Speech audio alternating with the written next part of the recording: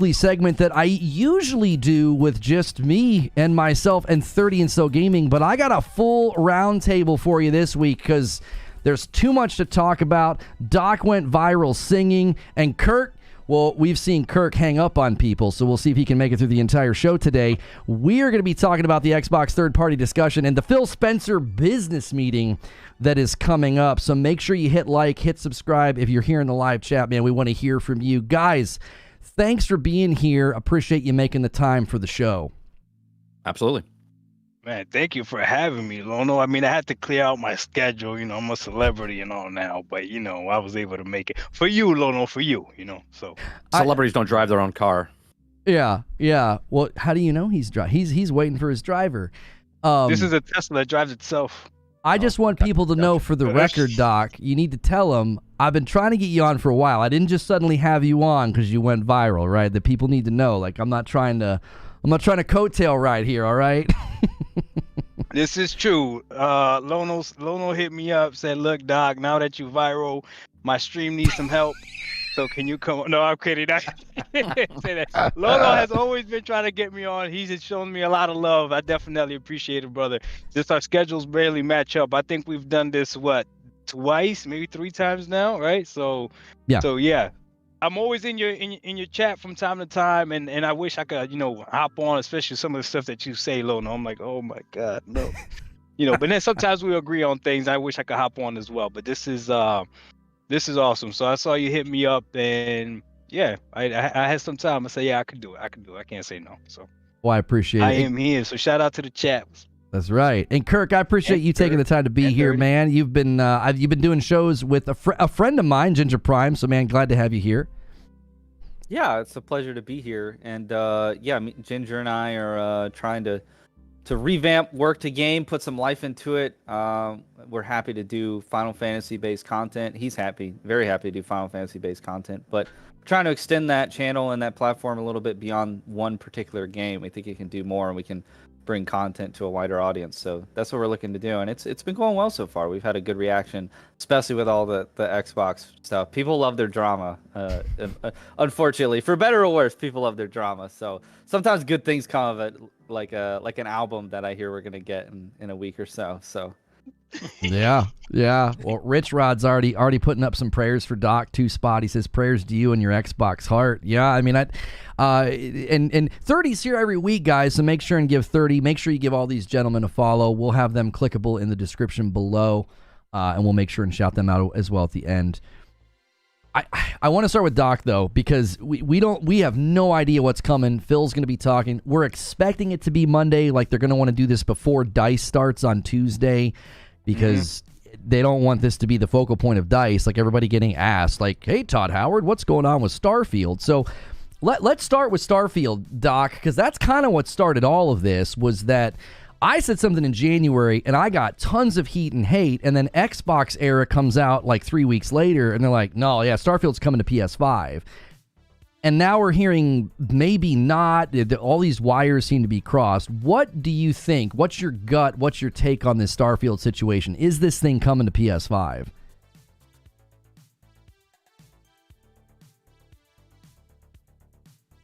Man, I hate to admit it, but I don't see a valid reason to keep it off of PS5.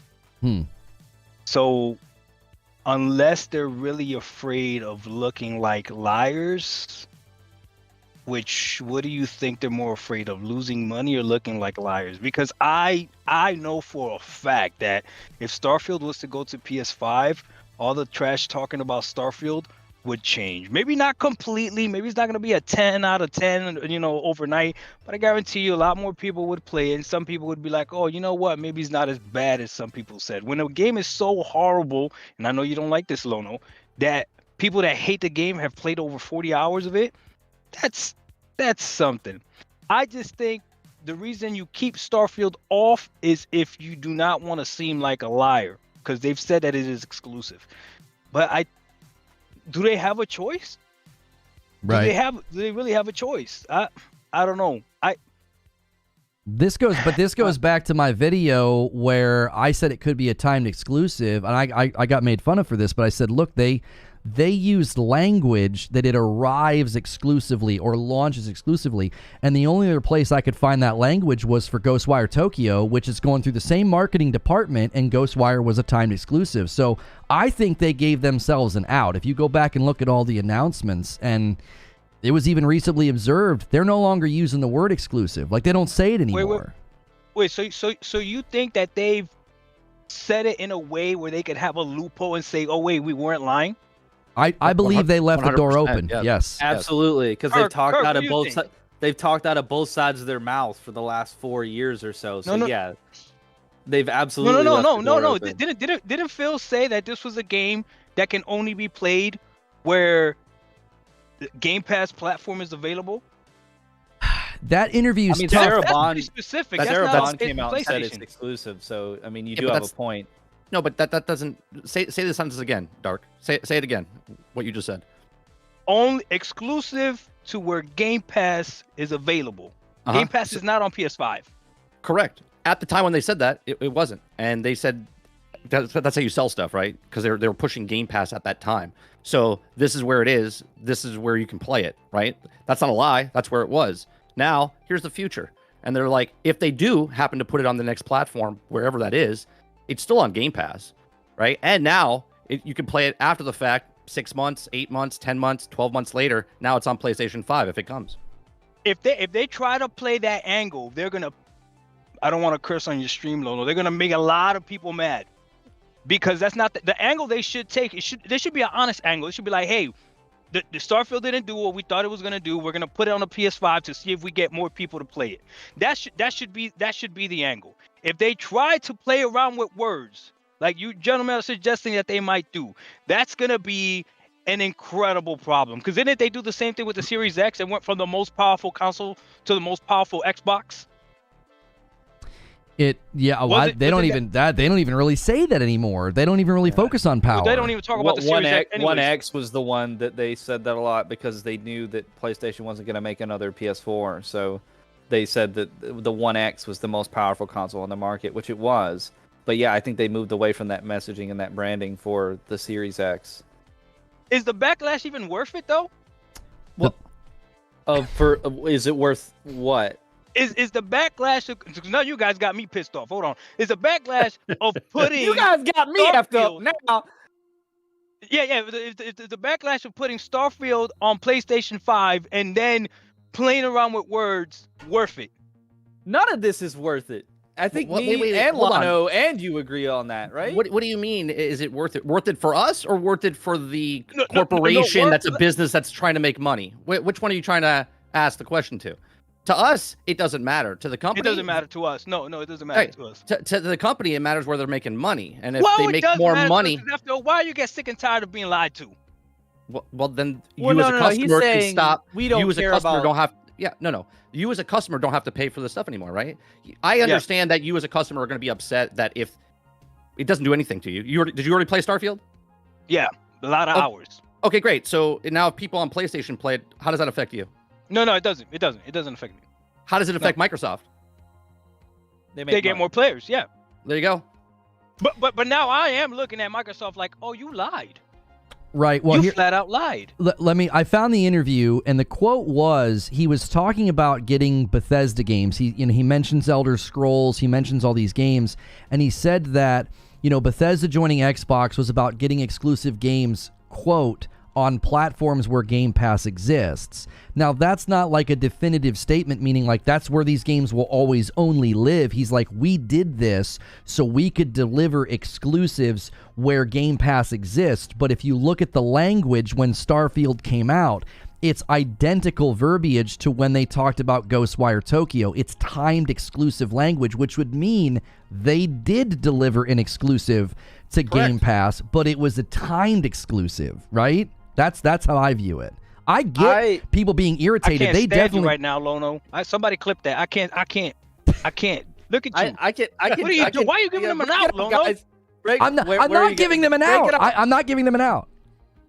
Right. So I think that's the thing that's important is Lono. I actually agree with you in that they have been inconsistent to the extent that they've given themselves some pivotal working room, which is good. You want to do that as a company, I think, or it'd be better if they were like Nintendo and Sony and didn't talk so much, and then they didn't have anything to answer for. That's facts. But that's true. They talk out of two sides of their mouth because they're all. Ryan McCaffrey said this on IGN. He said that their messaging is always reactionary. It's never proactive. Like you see Nintendo getting out in front of things. This is what we're delivering to you. Here it is. Here's how it's going to come to you. That's the way it's going to be. And like, that's their messaging. Xbox is always like, you didn't like Redfall? Okay, we'll fix it. Or, we don't have enough exclusives. Okay, we'll buy a bunch of studios. We'll fix that. And so a lot of their messaging is meant to appease and appeal to their greater audience. And it has given them this perception of being very consumer friendly, caring about their community, all things in the plus column, right? But it's also locked them into sort of making a lot of these half promises that it's my belief, Lono, like I'm agreeing with you that they have the ability to pivot because they didn't say verbatim it will be this way and we will never change. But to side with Doc, they need to be held accountable, because they went out there and said things that that they made deliverables for their community. And I disagree with what 30 is saying. I don't think that having a Starfield as an exclusive for a year is a deliverable when you buy Bethesda 2 months before I got to decide what console I'm going to buy, PS5 or Xbox Series X, and you tell me on a case-by-case basis you're going to make games exclusives, and you heavily imply, if not state outright, that two of my favorite franchises, Fallout and I would say Starfield is an extension of Fallout, and Elder Scrolls are going to be locked to your platform. So now I got to decide, do I like Last of Us and Horizon and those games, or do I like Elder Scrolls and Fallout? And I went with, I like Bethesda games more. I'm going to go buy an Xbox. Well, now you're telling me that's not true. Like the value proposition that you created by going out and buying this company, where you said, hey, you used to have it all. On PS3, you could play Skyrim and you could play Last of Us. Now you're not going to be able to, unfortunately, because like you quoted, Lono, he said, we did this to put exclusives on our platform. And so if you're going to say that and induce me to buy your console predicated on that messaging, and now you're going to come out and say, actually, it's better for us to not do that and negate the entire reason that we had you buy into our entire ecosystem, that they need to be called out for that in spades. And that's where this backlash comes from. I do not endorse anybody out there. I've seen Stella Chung do it. I've seen Blessing Adeoye Jr. do it. I like both of them a lot as creators and as games journalists. But the idea that they're going to come out here and say that people are being irrational and overreacting, we're not talking about the people that are sending like death threats. That's insane. Don't ever do that ever. You know, we're not condoning that. But just people feeling betrayed and reacting to this because it impacts them negatively, that's totally rational and reasonable. Not only that, I would say it needs to happen. Like, we need to call out these corporations for essentially, even if it's inadvertent, if it's oh, they did have to pivot because, like you mentioned earlier in the stream before you had us on, Lono, you know, they were in third place, so they're having to do this out of necessity. It's not like, oh, they're benevolent and they want to just let everybody on PlayStation play Halo now because kumbaya or whatever. That's not what they're doing. So even if it's out of necessity, you still had us buy in on something that ended up being not true. And so through discourse, we need to call them out and say, hey, as the people that bought your product that you're now not delivering on what you promised, we're upset.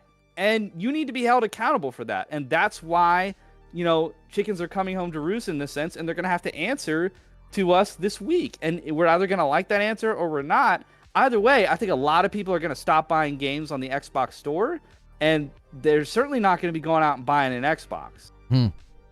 Well, I have a question, right? If you buy a television for $1,000, right, a Samsung TV for $1,000, and then 6 months later that TV goes on sale, and someone else gets that TV now for $400, Are you a person that has a Samsung TV? Are you smashing that TV because someone else got it for cheaper? Because they promised you that TV, the reason it was $1,000 at that time for the HD, for the perfect screen, for the OLED, that you bought it for that price because you thought it was worth that price, right? I think what you guys are mistaking is that Microsoft is like your buddy. They're a corporation. No, they make money.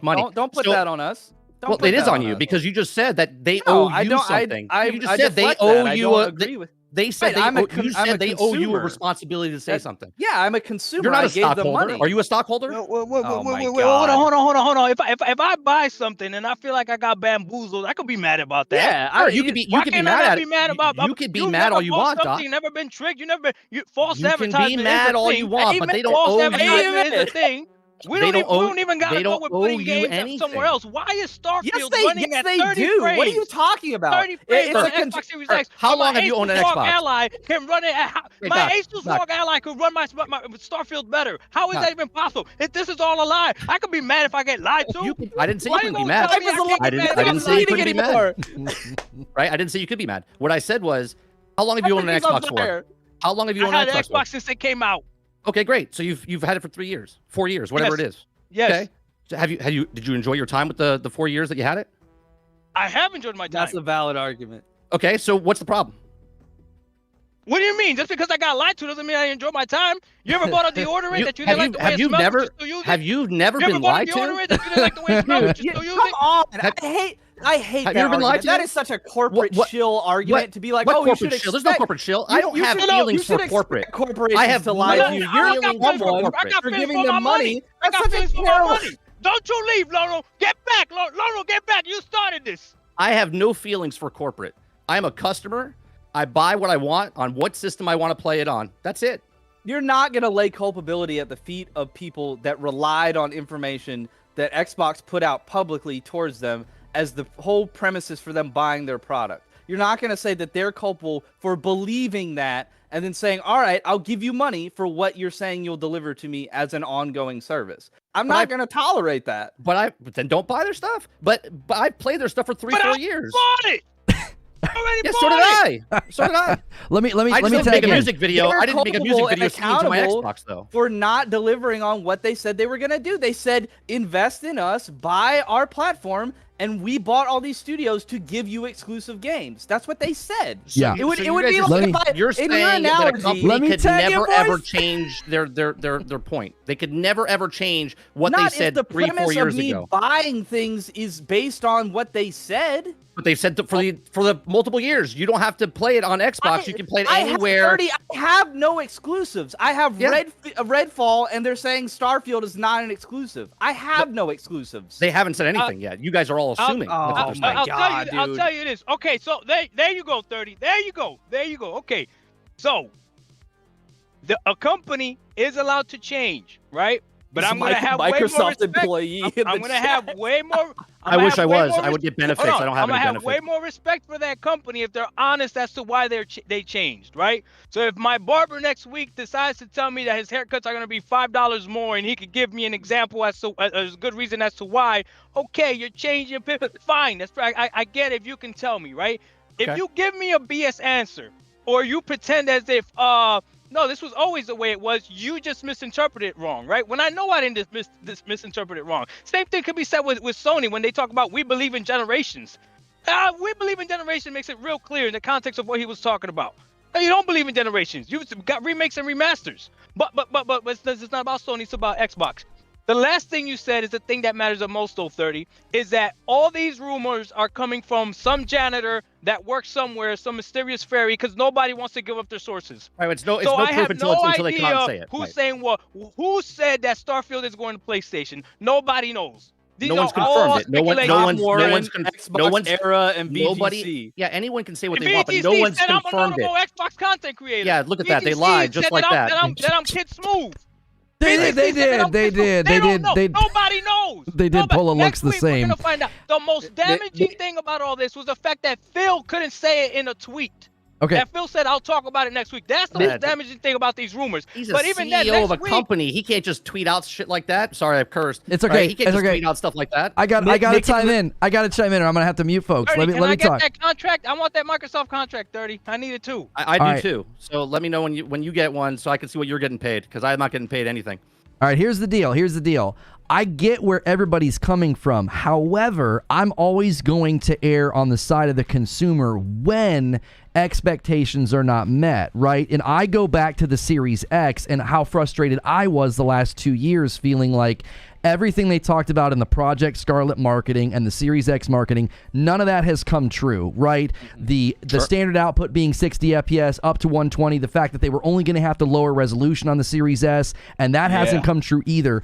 Those are all expectations that procure buy-in, and when the expectation's not met, I have a right as the consumer to say, yo, what's going on here? And that's why I was very critical of Xbox the last couple of years. Now it's going so far that even the people that hand-waved away a lot of those criticisms, because I said this all last year and people kept calling me a pony, and I'm like, they didn't make good on their promises. I started out... You gallop a little bit. I've seen you long enough to know you gallop. It's easy to gallop when I'm running to where games are, Doc. Like, where was I supposed to go? Like, no, that's pretty good. Look at you. Get on that Ghost of Tsushima horse and just ride into the sunset. Like, I bought the Xbox first. I bought the Xbox first. And then I was like, where am I supposed to go for games? I have both systems, so where am I going to go? I'm going to go where the games are coming out. And so for me, I agree with what Kirk's saying. It's like, and people in chat are like, it's all rumors, it's not facts. Thank you, by the way, Mash and Mike on the mic. Huge gifted member bombs. I'll try to read super chats if I can get a chance. This has been crazy, spicy, and fun. I do want to say, though, what Kirk's saying I think is important. Let's say all this happens next week, because people are like, it's just rumors, it's just rumors. Well, hypothetically, we're imagining that, like, everybody with the source at Xbox or Microsoft is saying this crap is coming. No, nobody got a source. Because last week it was doom and gloom. Now all of a sudden it's like it's not as bad as it's gonna be. Now all of a sudden the tone has changed. You can have because of one guy getting a DM. One guy got a DM, Doc, an alleged DM. The same dude, Tim Cloud, whatever, changed his tune too. Tom Warren. I'm not saying it's not happening. All I'm saying is it's not confirmed. That's all I'm saying. It's not out yet. So it's all speculations. It's all rumors until the people that actually comes out and says, yeah, all the stuff that you heard is true. Then it's confirmed. That's how actually evidence works. I just want to say that Nick in the chat says Mike still uses his Zune. I don't even know what a Zune is. Come on, that's below the belt. Let's be fair here. Let me respond to that real fast. You guys are confused. I'm not mad. I'm not confused because I'm not an X bot or a Sony pony. I play games. I have PC. I don't own a PlayStation. I own PlayStations. Oh, he's a PC guy. Right? I don't have a PlayStation 5. I have every system known to man except the PlayStation 5 in existence, okay? I play games where I want to play games. And the reason I haven't bought a PlayStation 5 is because the check hasn't come in yet from Microsoft, and I haven't purchased a PlayStation 5 yet with that check, right? I'm waiting for Spider-Man 2 to come onto PC because there's no point for me to get a PlayStation 5 for the game that I want to play. Doc, what do you think Phil's saying? What's he walking out and saying? Is it, why do you have to have a meeting if none of this is true? That's kind of my pushback. You're like, well, everybody's changing their tune. I don't think people are changing their tune. You want to know what I think? I think this came from Microsoft, and all these people have contacts at Xbox and Bethesda, and those people don't know what's happening. According to Tom Warren, the people at Xbox have no idea what's coming. This came from Microsoft. Phil's going to come out next week, and he's going to say, why is everyone tripping? Why is everybody so concerned? Have you not seen what we have said since the beginning of this generation? We're not competing with Sony. We're not competing with Nintendo. So why would we not put our games on their platform? And we've said since the beginning, some games, and since the beginning, we've said some games will be are going to be multi-plat. Call of Duty is already multi-plat. So what is the problem with us putting some games multi-plat? And then he will tell us which games are actually going to go multi-plat and which games are not. I don't think every single game will go. I think that's what's going to happen, and he's going to. That's you think he's going to list games? He's going to say the names of the games that are coming? I think he might list the games that won't go. Really? I think he could go up there and definitely state things like, "You'll never see Halo on PS5. And then he'll walk off the stage because that's You'll it. never see Everything else is coming. I mean, but Okay, at least no, I have a question. I have a question that then. they've been saying. Go ahead.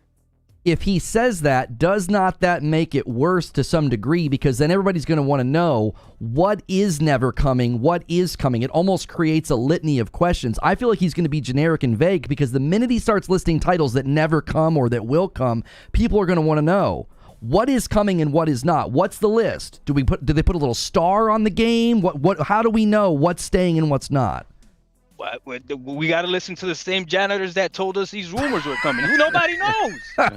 There's the janitor at ZeniMax that's telling all these rumors. Nobody can say who. Who is this guy? It's the guy or girl? from Control. It's just it's Ati from the Yeah, Remedy the guy from games. Control, He's yeah. like, yes, the Marvel Blade. It will come to the PS5. Blade is going to PS5. 100% Blade's multi-plat, dude. Come on. Day and date. I don't know, but Yeah, you would never announce a game like that and not make it clear from moment one if it's coming to one first or coming to one only. That's You would my flex point, that. guys. Why would they clarify? They haven't clarified up to this point. Why? Like you're saying, oh, well, then you're not gonna know which ones.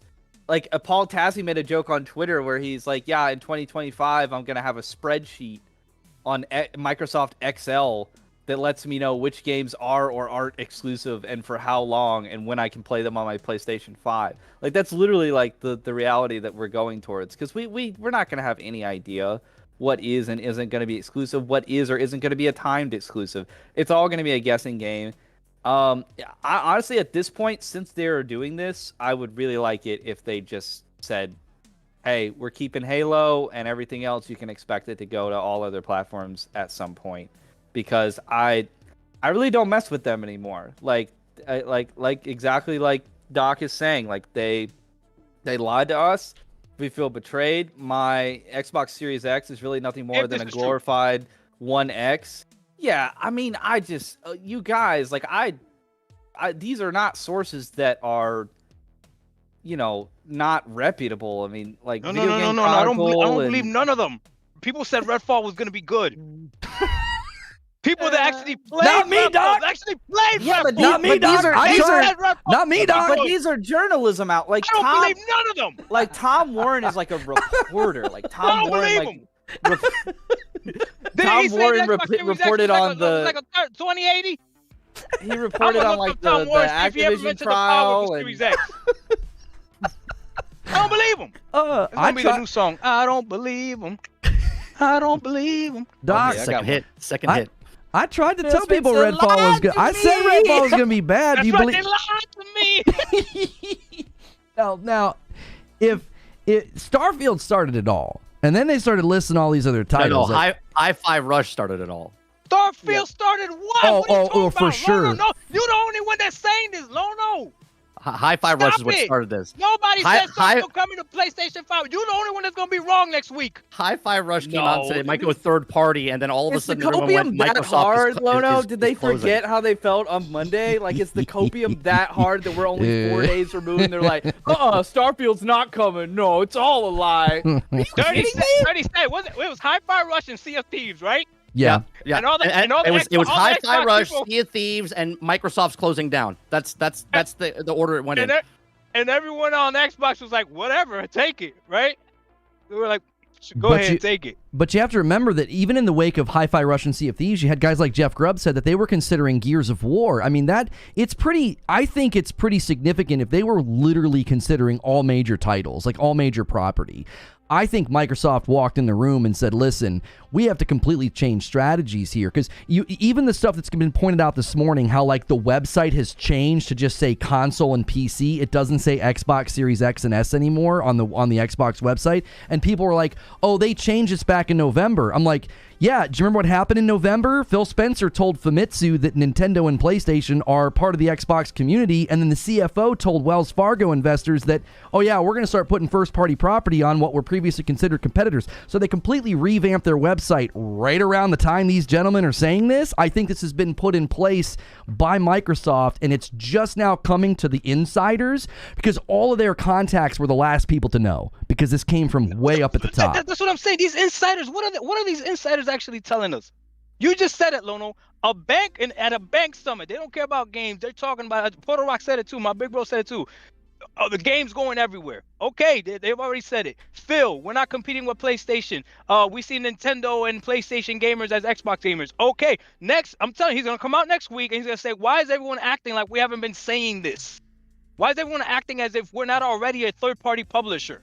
Why is everyone acting as if blah, blah, blah, blah? If you want to play your games on Game Pass, you could get it on PC, or you could get it on your phone, or you could get it everywhere but other than the Nintendo Switch or PlayStation as of right now, right? But these games are going to go. These games are not going to go. I do not think that next week he's going to come out and say everything is going to PlayStation.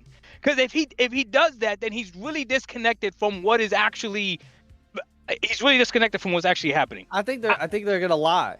I think they're going to come out and they're not going to. Corporations lie? No. Say it ain't so. Not this. Oh my God, dude.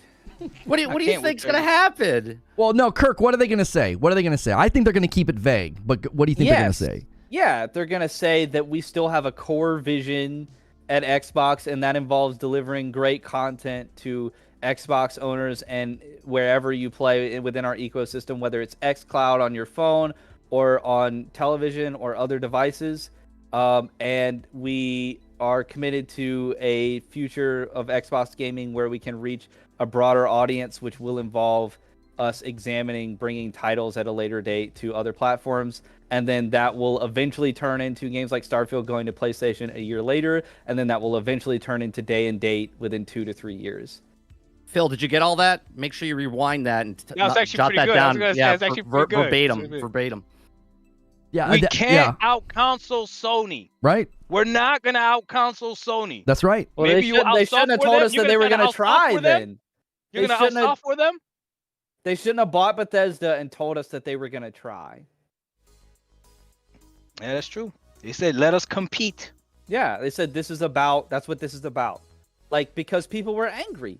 Rightly so. Like, PlayStation 5 people that, have been in that ecosystem since the PlayStation 3 and enjoyed Skyrim and enjoyed Fallout 4, enjoyed Fallout 3 for that matter, were upset that they just took Bethesda out of the independent space and said, yep, mine now. I take that.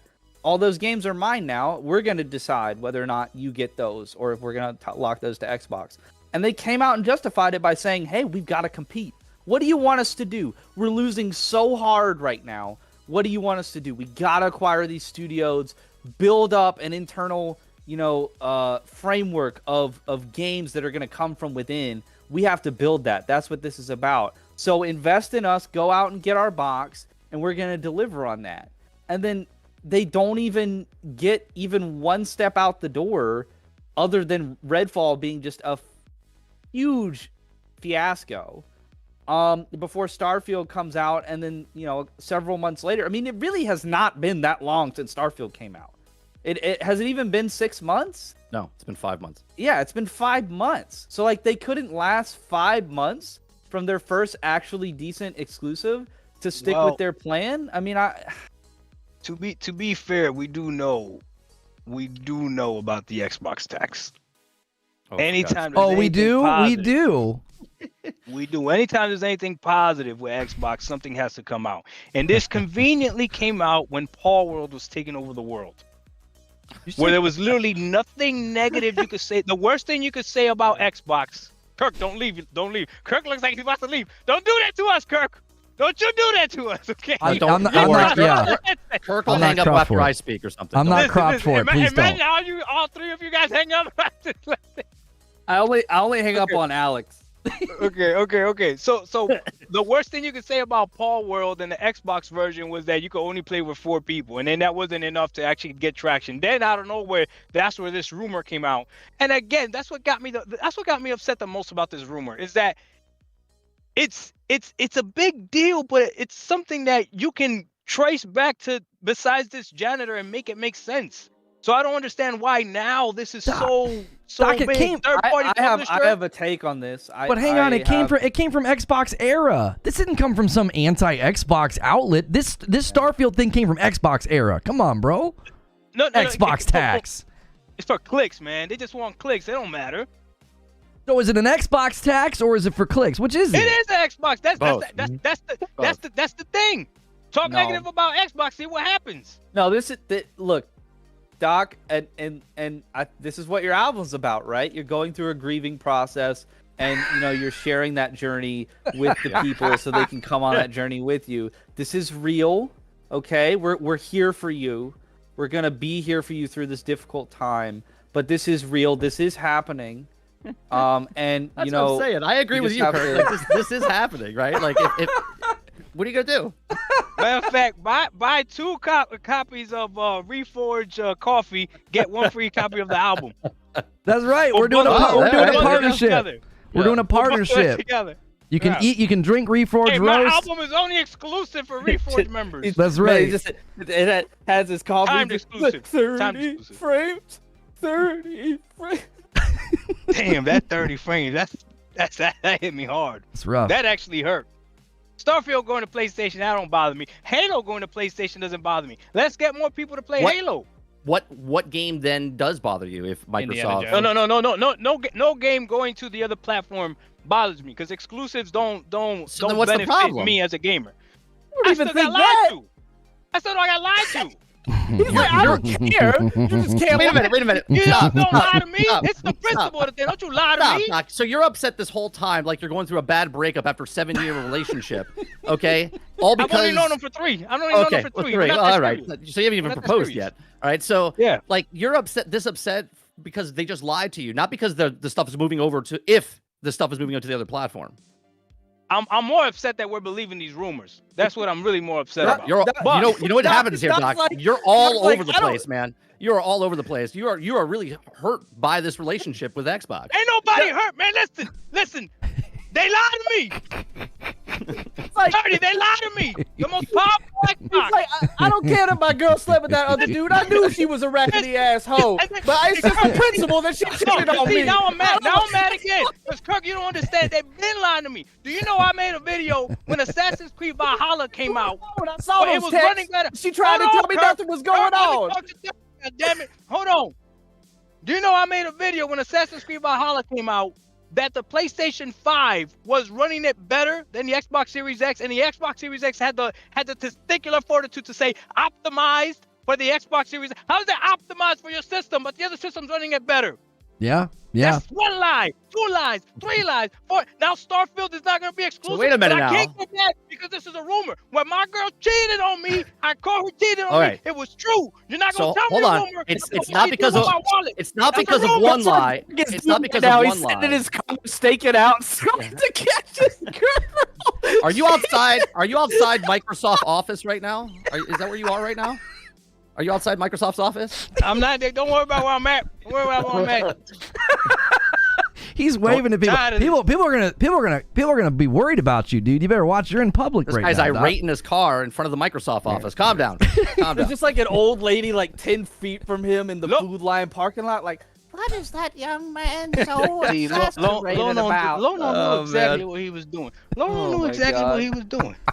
I have exactly a theory what he on was this. doing. If you guys, I didn't do care to anything, know. Doc. I just had you on. I didn't do anything. I think that they originally, Xbox that is, went out and purchased Activision to do the exact same thing that they were doing with Bethesda. And the emails that surfaced in that trial, from Matt Booty and Phil and others, show that they're willing and interested in bringing games like Elder Scrolls Online and like Minecraft with widespread appeal and that need a large community to be successful, sort of more live service oriented, to other platforms.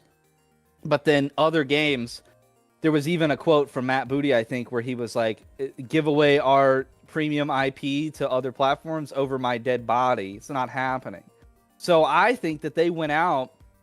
I think they were going to try and claw their way back into this race. I really do. And I think that when they said that they bought Bethesda for that reason, they meant it. And things have changed now.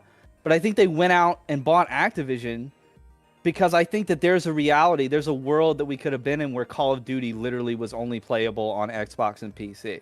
Because that would be the only way to level the playing field with the massive mind share and market share that PlayStation has. And I think with Jim Ryan's relentless campaigning, where he went around and said, this is bad, we can't let them do this. I mean, really, Jim Ryan got a lot of flack, he kind of came in, did his job, and dropped the mic. But that aside, he relentlessly campaigned, called a lot of attention to this. The FTC got involved. Then, Xbox just got raked over the coals in that trial. Really? I mean, you think it was think just the damage control at that point? So you thought really the FTC trial was bad for Microsoft? It was bad if they had any intention of making any of that stuff exclusive. I'm not saying that it had any. Oh, I see what you're saying. Because I was going to say I didn't think the FTC did a very good job. I didn't think they did a very good job. No, but just think about that process and how stressful that would be for the entire corporation, the entire organization. Like for Phil to have to go there every day, for all those executives to have to go there and testify and get. I mean, did you guys listen to the trial? Because I listened day after day to the whole 6 hours. I mean, I listened to Phil get question after question after question from these attorneys that are it's like it is when it's on TV, where it's like, sir, did you not say, but they're trying to catch him out. They're trying to get you. And Phil was calm, cool, and collected, but that's pressure. That's stressful. And the amount of emails that surface, the amount of internal documents, that's the reason why the leaks happened, is stuff that wasn't even supposed to come to light. Coming out of that whole hearing process is why we know all that stuff about their plans that may or may not have changed. That's true. So it's just a theory, and others are subscribed to it as well, like Bruce Green from Inside Games, with Lawrence Sontag. He said this, but there's a possibility that their intention the whole time was to buy ABK and then make the Activision properties exclusive to their platform to make them comparable and competitive with PlayStation.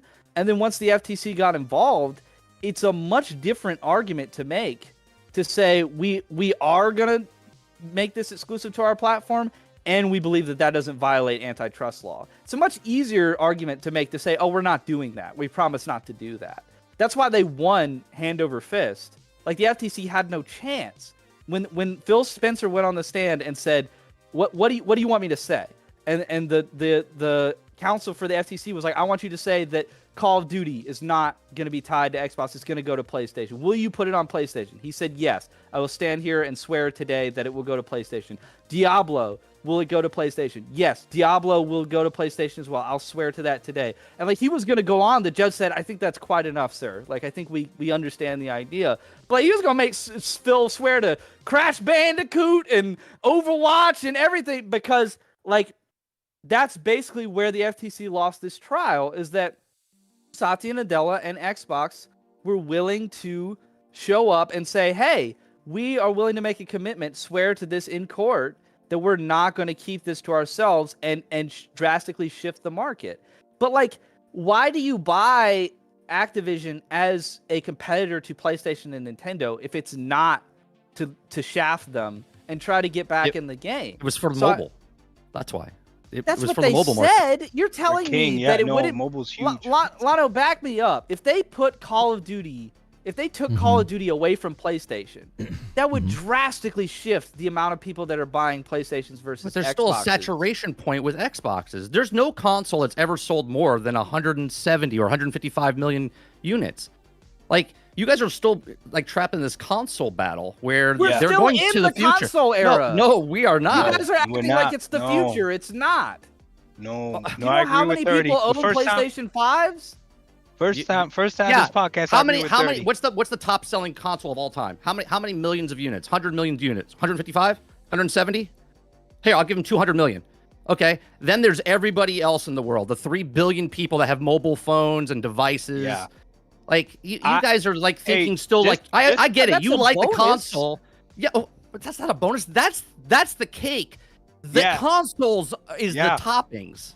Yeah, we compared to mobile gaming, we are niche. You're saying that I didn't believe that either. is One the time I meal, looked up. and You Call of look Duty it up is right the now. For the dessert? business, yes. How many? You're looking at it from the Call of game. Duty Hold is on a the second, biggest Doc. gaming IP on the planet. There's Okay, 50 then look- million okay, then look people for Call of playing Duty Call of Duty Look on how many people play mobile. Call of Duty mobile, Lono. 50 million It'll people play destroy Call of Duty everything. mobile. I It know, will but destroy every number. this is semantics. I'm not not arguing semantics. that. No, That's that's semantic. Well, with letting you know Xbox that the can mobile keep market Call is of Duty bigger. to mobile. PC and Xbox. You're talking speculative of why they kept Activision, why they bought Activision. I'm telling you, they bought it for mobile because Candy Crush is 3 times the size of the video game industry. All right, I'm not. In no way am I disputing that they bought Activision Blizzard to also get King and revamp their mobile. No, not to operation. also. That was the main purpose. No, you're reversing it. Well, They bought it for semantic. mobile It and then doesn't got matter. the act. It does. Sure, In your wording, it that's does. a Because you're part of saying it. they bought it because of Call of Duty to take it away from PlayStation. I think that that's part of not them what they were doing. It's a moot argument. I think part of them buying Activision Blizzard was so that Call of Duty would not be on PlayStation and it would be on Xbox. And because they got put through the ringer by the FTC and the merger almost didn't happen, except for the fact that they made themselves a impenetrable argument by putting it in writing and swearing in court that they would not do that they would not make it exclusive. So the FTC didn't have an argument anymore. But I think prior to that, surely, at least it's my theory that them buying Activision was an effort to bring Call of Duty to Xbox and solidly on Xbox. I wanna- Anyway, the further point of that, if I can finish, and then I'll shut up and let y'all talk. The further point of that is I think that was like part of that was the strategy. Like that would have brought the strategy to fruition.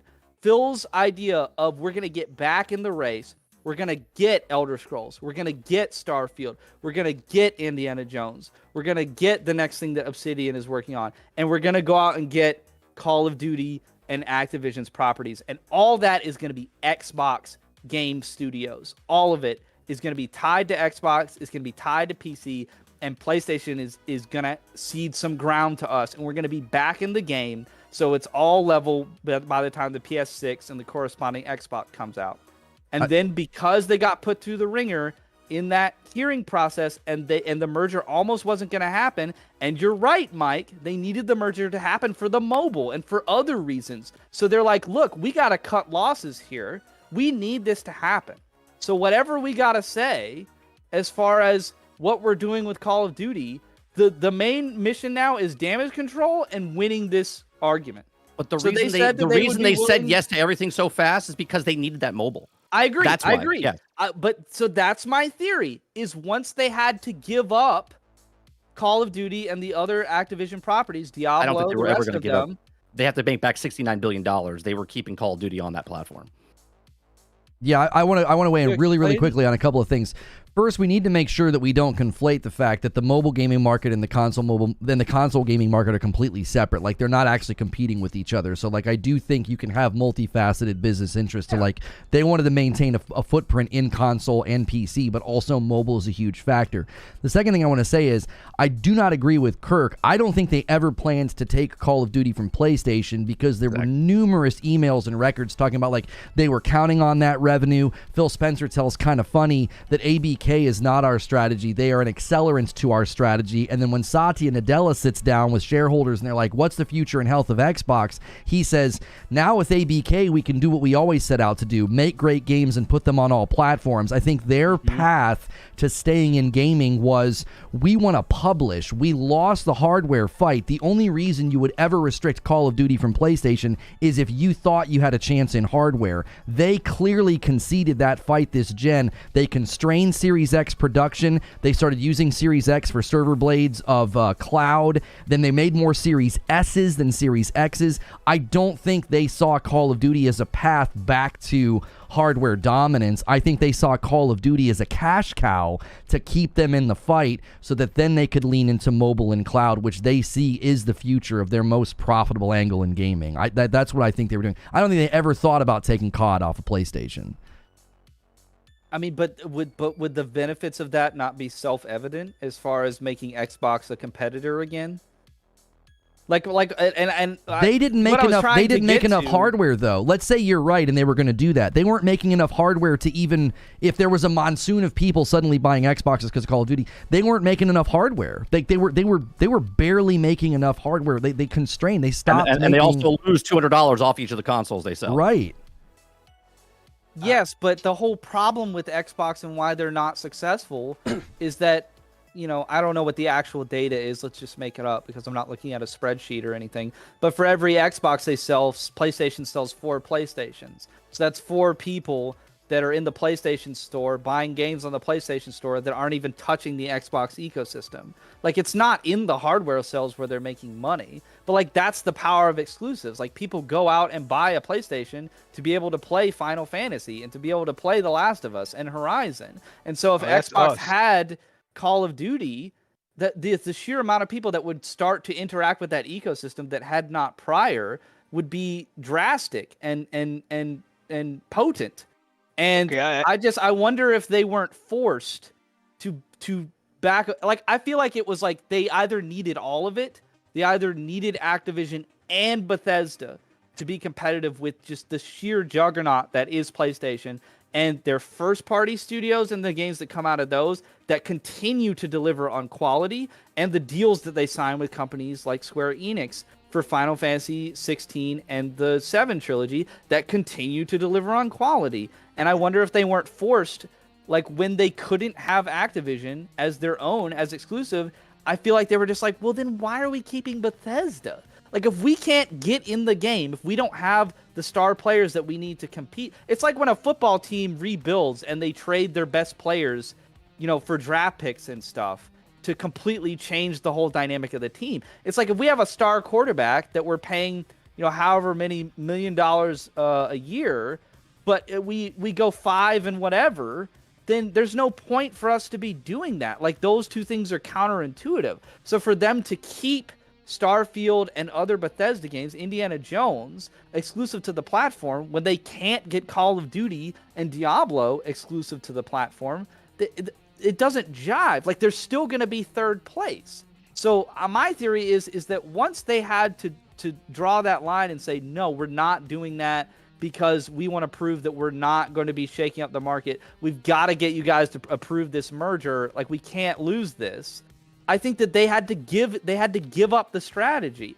I wonder if it wasn't still going to be Phil's strategy to try to get them back in the game with exclusives. I don't see any other reason that they would pivot. If you buy Activision and you have already bought Bethesda, you have sheer selling power now under the Xbox Studios umbrella. So I think over the last 5 months or so, they've been forced to just give up that agenda, that strategy entirely. So, I mean, maybe that in that way we should give them a little bit more, you know, grace or forgiveness if that is really what happened. But that's just a thought, at least. Doc, weigh in on this, Doc. Okay. So, Jesus, Kirk said a lot. All right. So, when it comes to Call of Duty, I do have to agree with Kirk. I think that is a big enough established franchise that will move people. I know we want to pretend as if people buy PlayStation just for the exclusives, but that's the majority of us. And by us, I mean people that watch podcasts like us, people that are really into gaming and stuff like that. The general population, the casuals, as you want to call them or whatever, PlayStation is just more popular. And there's nothing Microsoft could do about that. But if you look at the numbers, the highest selling games on PlayStation are multi-plat games. They're not your they're not your God of Wars, they're not your Spider-Man, none of that stuff. Fortnite gets played more. Now that Roblox is on PlayStation, it's destroying numbers, right? So multi-plats, do not get it twisted. Multi-plats are where people are playing the most. The free-to-play games, the live service games, that's why Sony cares about live service games now, right? These are the things that matter the most. If Microsoft would have wanted to compete in the console space, then I think what Kirk is talking about does make sense. You grab Call of Duty and people will move. I know a lot of people think people aren't going to leave PlayStation for... you know how there's people say, I play games, I don't play consoles? There's really people like that. I'm going to play the game that I like to play. I've played Call of Duty for years. Now I can only play it on Xbox. Sure, I'm moving to Xbox. Or worst case scenario, I got to play it on PC. Sure, I'm moving to PC. It's their favorite game. Call of Duty is that big. Now, they didn't do that. Why? Maybe because they didn't see the value in it. Maybe they don't want to compete in the console space, like 30 said. So I gotta agree with 30. They don't see consoles as a console war thing that's going on right now. They don't care. It's cloud. How can they get to you whichever way possible, right? How can they get to you whichever way possible? They wouldn't do it with Call. They wouldn't do it with Call of Duty because all the research showed that not enough people would switch. When 48% of the people who buy Call of Duty. What are you talking about? What research? When they had the research.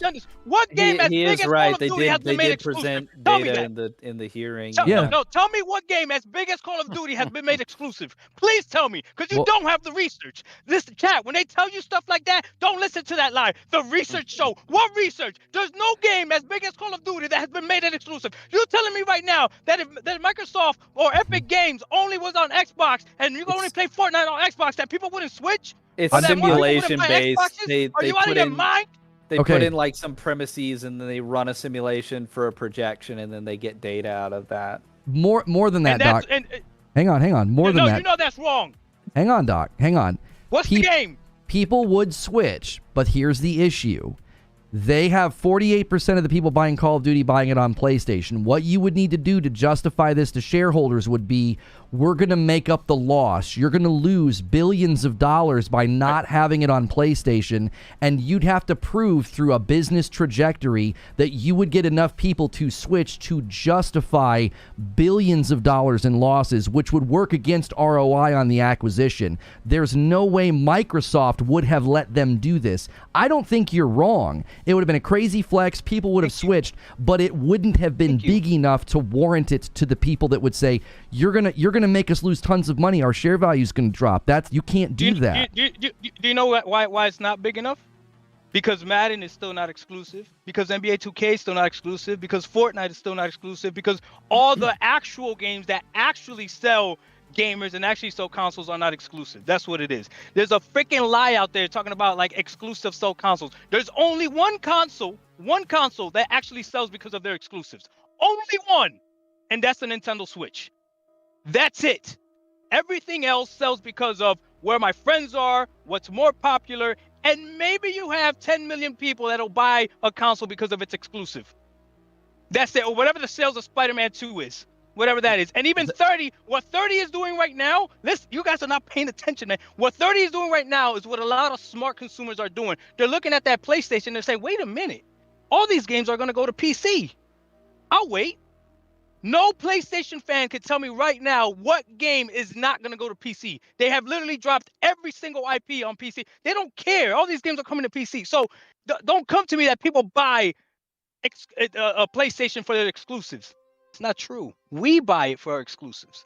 People watching this podcast, us, but the general population, they don't. I think you can, but I think you could demonstrate that isn't true because they do bundles. They have surge of sales whenever there's a new exclusive that comes out. Games like Spider-Man. You just said it. Checkmate. I got him. Chat. Checkmate. What's the PS5 bundle right now? I don't know. Spider-Man. It's Call of Duty. Oh, it's Call of Duty. Yeah, checkmate. So it's not Spider-Man, it's Call of Duty. Yeah, but guess what? That bundle wouldn't exist if you could only play Call of Duty on Xbox. Yeah, but they wouldn't do that. I agree with you, Kirk. That's why I agree with you, Kirk. They wouldn't do that because they paid $70 billion. To recoup that faster, they have to keep Call of Duty on the third-party platforms, and they have to try to put it, hence why they try to sign a 10-year deal with Switch, whatever the next Switch Nintendo comes out, they want to put it on there because they have to make money. Corporations want to make money. They don't care about feelings, okay? And then you guys are looking at this like the Xbox is not going to evolve into something else. The Switch, Nintendo evolved. Nintendo was part of the console war, and PlayStation and Xbox, in the court trial, said, oh no, they're not competition, right? Nintendo literally took what they had and said, we don't want to compete with these guys anymore. We're going to make our own little division over here. The FTC said that, just to clarify. I understand that, but even when they said PlayStation even stated that, no, they're not competition, okay? So Nintendo went off on their own. They made the Switch, which is a handheld mobile market, right? And they were the leaders of that market because it was a console/mobile device, right? You can say it's a console, you can say it's a mobile device. And now look what's happening. How many handhelds do we have in the industry that are now trying to get into that market because Nintendo was dominating in that market? Now Xbox is trying to do the exact same thing with Game Pass, cloud, play anywhere, do anything. It's not about consoles anymore. We want to believe because we want to hold that physical box and play and go, oh, it's got exclusives. But the company doesn't care about that. The company cares about how many more people can we get $10 from? How many more people can we get $20 a month from? Right. How many more people that are still diehards that will buy a console because they're not getting rid of consoles. They're just selling less consoles, right? How many people can we get the $70 from? The 3-day early access for $100 for? This is a grocery store now. This is not just a console That's by what the Satya game. Nadella cares about. I don't think that's what Phil Spencer cares about. I think Phil Spencer fair cares too. about building a brand and a competitor. Well, great, but Phil gets his check signed by Nadella. Right, and So- he might be getting a big check, a retirement check pretty Sure. soon. Sure. Yeah, $10 a month or $15 a month every single month from me, or me buying 1 or 2 games a year. That's what the argument is. And I love seeing people that talk about subscription services are bad, yet they themselves are subscribed to like 10 different things. It's ridiculous. Oh, but video games are not the same. They're not the same yet. They're not the same right now. I think every single year we get to see how much we really don't own none of this stuff. And yes, it's disheartening, and yes, it hurts, but it's the truth. And as technology is only going to get better, not worse. So cloud is going to get better. It just is. It just is. Being able to access your games everywhere, like I don't understand why I didn't want that sooner. When I could play something like Tunic on my Xbox Series X, and then I go lay in bed and I'm playing Tunic on my Asus ROG Ally, and even though my Asus ROG Ally is technically a PC because it cross saves and I'm playing it on Game Pass, and it's seamless. Why would I not want that? Why would I not want that? Where if I had a PlayStation, they got you locked into that system. Listen, they all have their just go get different a strategies, portable. and PlayStation's yeah, and that portable is locked to that system too, though. I still got to turn on my Yeah. PlayStation. Why would That's I not crazy. want to? Why do I not want That's to be crazy. locked to the system that gives me all the games? What's all the games? Indiana Jones and Starfield and Gears of War, apparently. So what janitor? What janitor you been talking to, Kirk? I told you it's Ati All from, right. from Control. All right. I do want to say something though, Doc, because you got really hot on like why people buy PlayStation or whatever. All the statistics actually point to more hours are spent single player games on the PlayStation. Like the numbers of Call of Duty make everybody think that, well, that's what moves the PlayStation. And if you look at the quantity of sales for their biggest franchises, to act as if their first party property isn't what moves the hardware, I don't think you can demonstrate that. If you actually look at how well their biggest franchises sell and how well the sequels sell and the completion percentages of their games and the statistics of how many hours are spent in the single player games outweighing the multiplayer. Like I actually think the first party property, to look at both of the success in the Nintendo and PlayStation closed ecosystems and act like those are flukes, like they're the ones that heavily invested in first party and they're both dominating. Hold on. Lono, are you talking about engagement now? You're saying that more people on PlayStation engage in single player games more now? Is that what you're talking What's about? required? What's required to get that engagement on PlayStation? Since they have to what the games? What do they have to do? They have to buy You them. don't want to do that. So then look up Call of Duty sales then, because now you just messed up yourself up. Just because I don't get a chance to play as much as you, doesn't mean that more people are buying PlayStation for Call of Duty, even if they can only play 1 hour a day.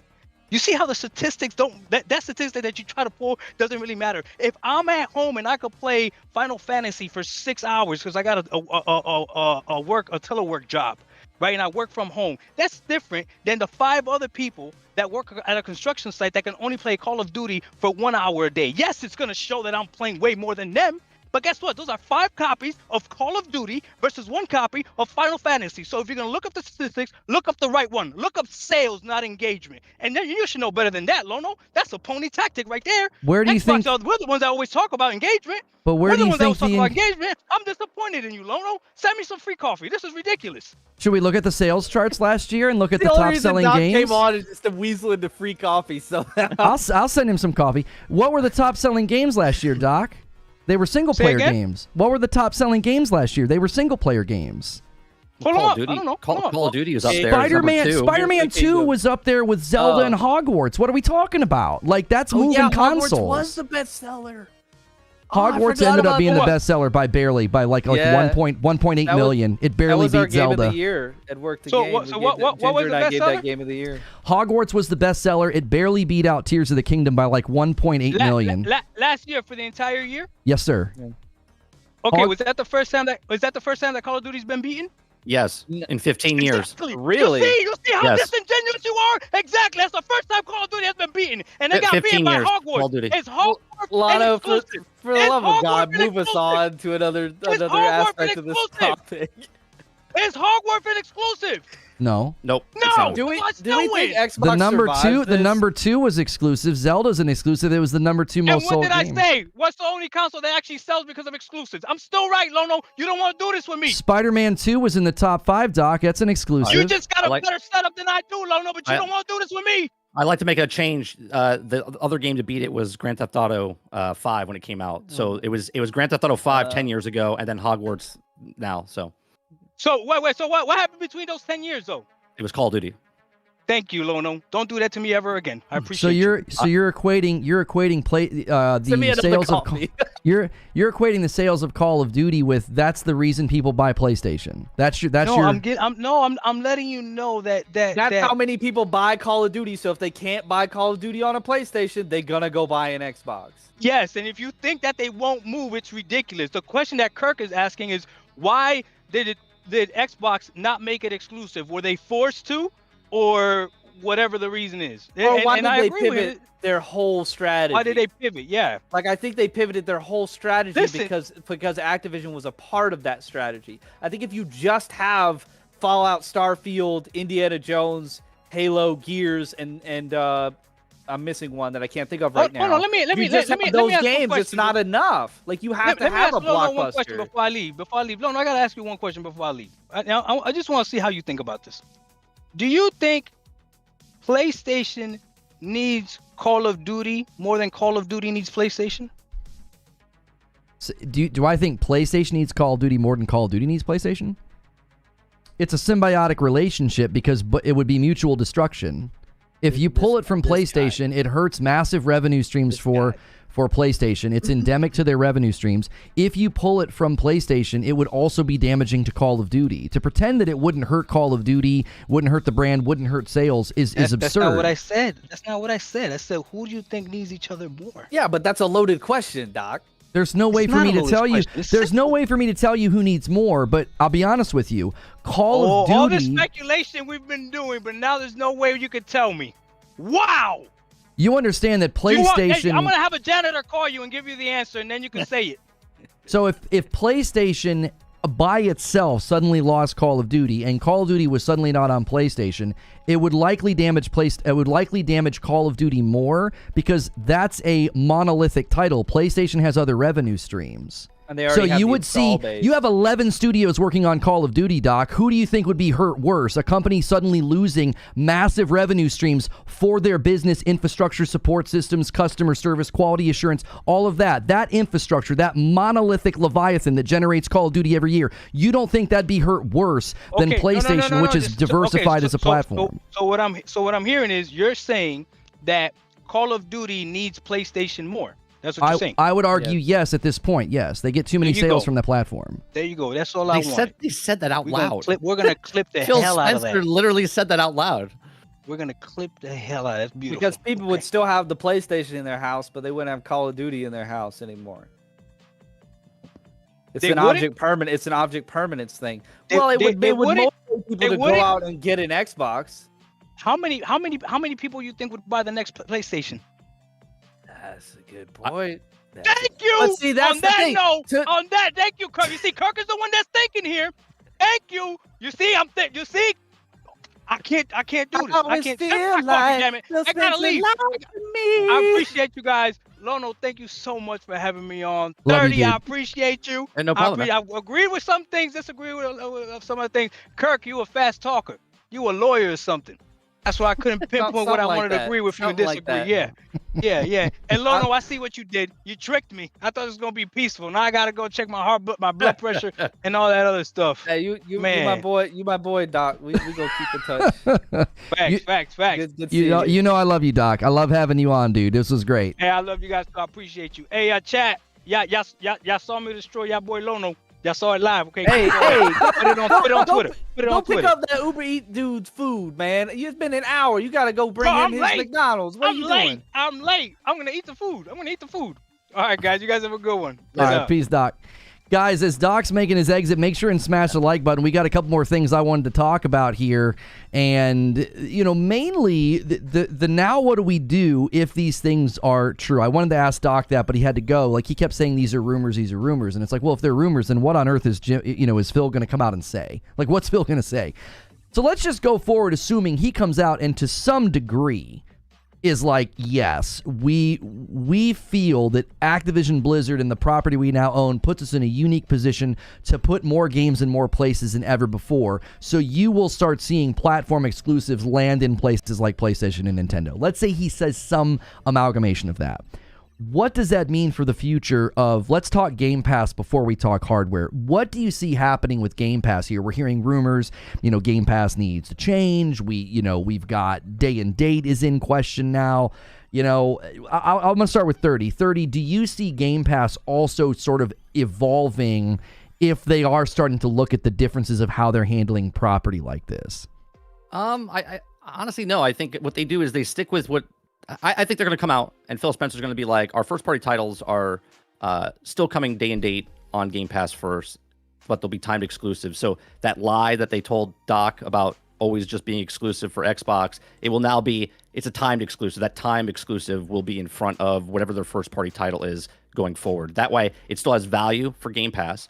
And then Game Pass itself, I think they're just trying to push it to many platforms as possible. Now, a lot of people would look at this and go, well, why would I buy an Xbox when I can just play it on Game Pass and then buy it on PlayStation, right? And which is great as a consumer. If it's a demo, I used to love those magazines. You buy the magazine, you get the disc out, you put the demo in, and you play it for a little bit, and then you go out and buy the disc of the system that you want, right? So I think if people start using Game Pass as a demo or a preview or whatever, cool. Microsoft doesn't care because you still got to pay $10 or $17 for that. I also think they make a run for taking MMOs, right? They have World of Warcraft, Final Fantasy 14's coming on. Okay, we know Final Fantasy 14 is now part of Game Pass. The trial's free, so you can play up to level like 60 or 70, whatever it is. But if you want to continue playing that game, you got to pay the subscription model for Final Fantasy, and then you got to pay the $10 or whatever it is. Yeah, it's not part of Game Pass, to be very clear. And it is part of Game Pass. Very upset. No, it's not. You don't get anything by having Game Pass. A trial doesn't mean it's the part trial of it. is up to level 60. Okay, but it's the base you game. Still have to pay for the game in the same way that you'd have to pay for the game. You'll get your turn to talk. Let me talk right now. Okay, the World of Warcraft, I believe, is coming to PC Game Pass. Right, they're going to take the Battle.net to move that over and blend it in to the Microsoft brand. So they're going to take the MMO. So if you're paying for a monthly fee right now for World of Warcraft, I believe that's going to come over to Game Pass. So they take those and just eat them up and put them into the Game Pass membership, whatever you want to do, just like they did for Gold. They just slide them on over and do that. So I think they're going to have some sort of MMO tier type of thing for Game Pass going into the future as well. Go ahead, Kirk. You can talk now. No, it's fine. The chat doesn't agree with you. I'll take that, Dub. The chat never agrees with me, so don't take that as a metric. I wonder why. I wonder why, too, because a lot of the stuff I say comes to fruition, so we'll see.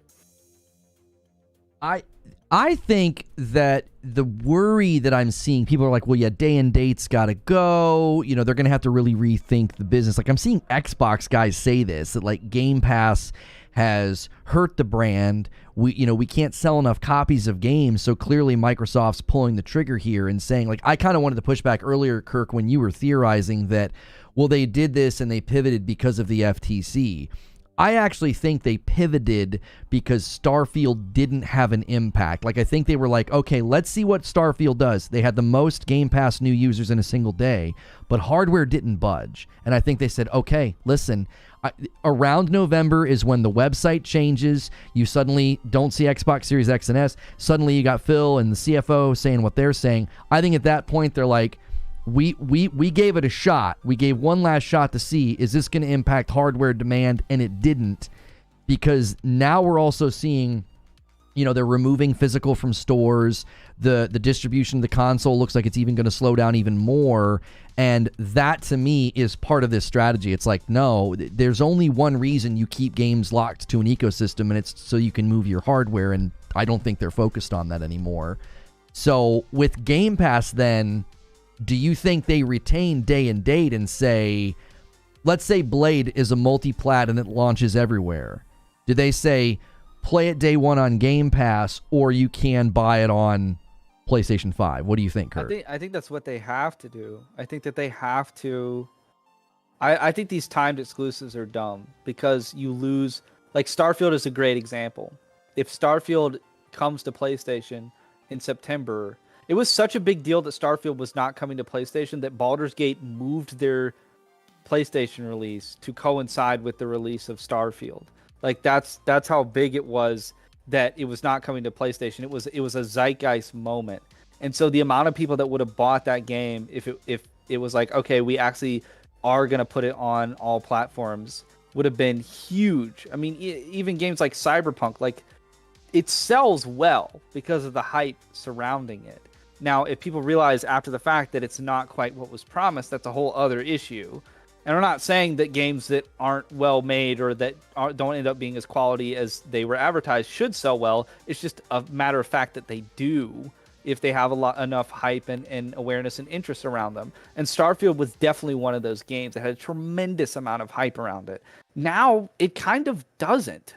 So, like, even if they bring it to PlayStation, the amount of sales that they're going to make on PlayStation, maybe this news will kind of elevate it. Like, people are going to be like posting online with their box of Starfield that has the PS5 on it. Like, oh, I got my Xbox exclusive today. Whatever. Maybe that increases a little bit, but probably not. Like, the sales numbers are going to be drastically decreased from what they would have been if this was a day and date title on PlayStation. And so I think the value prop has to be, well, yeah, sure, you can go pay $70 on PlayStation for this game day one, or you can have our subscription and not pay a dime for it extra to what you've already bought in.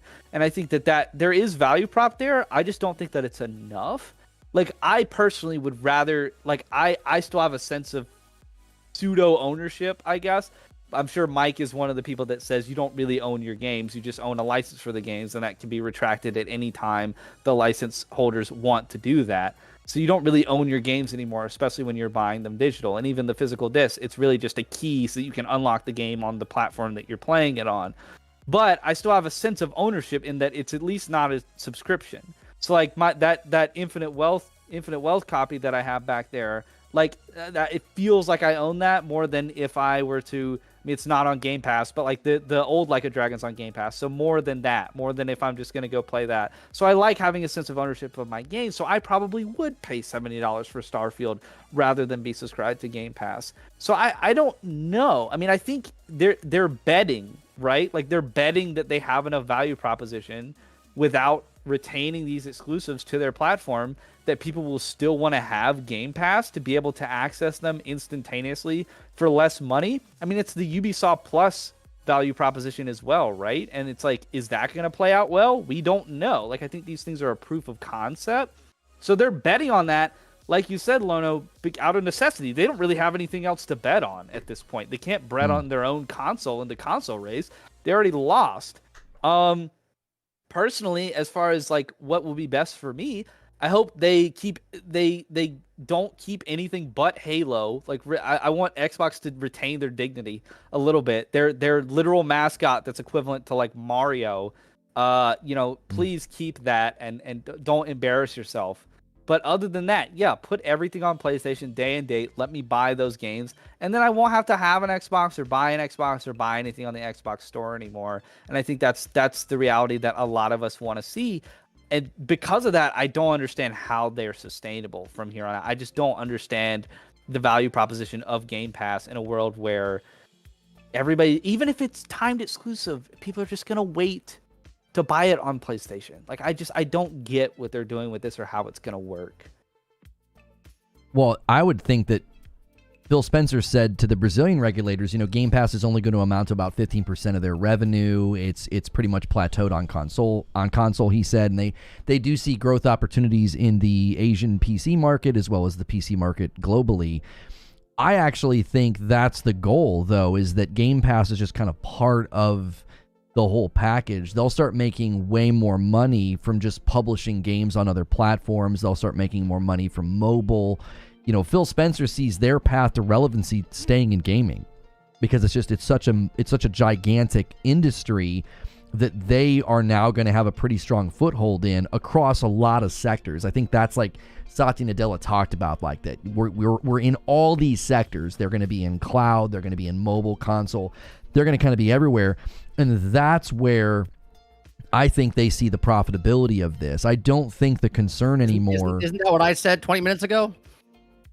With respect to what were we talking about when you said Did that? anybody disagree with it? About Game Pass and how it goes everywhere. Yes, you guys did. Well, I don't think know. It might have been we were talking about a different premise. I don't think anybody said that that's not advantageous to them from a money.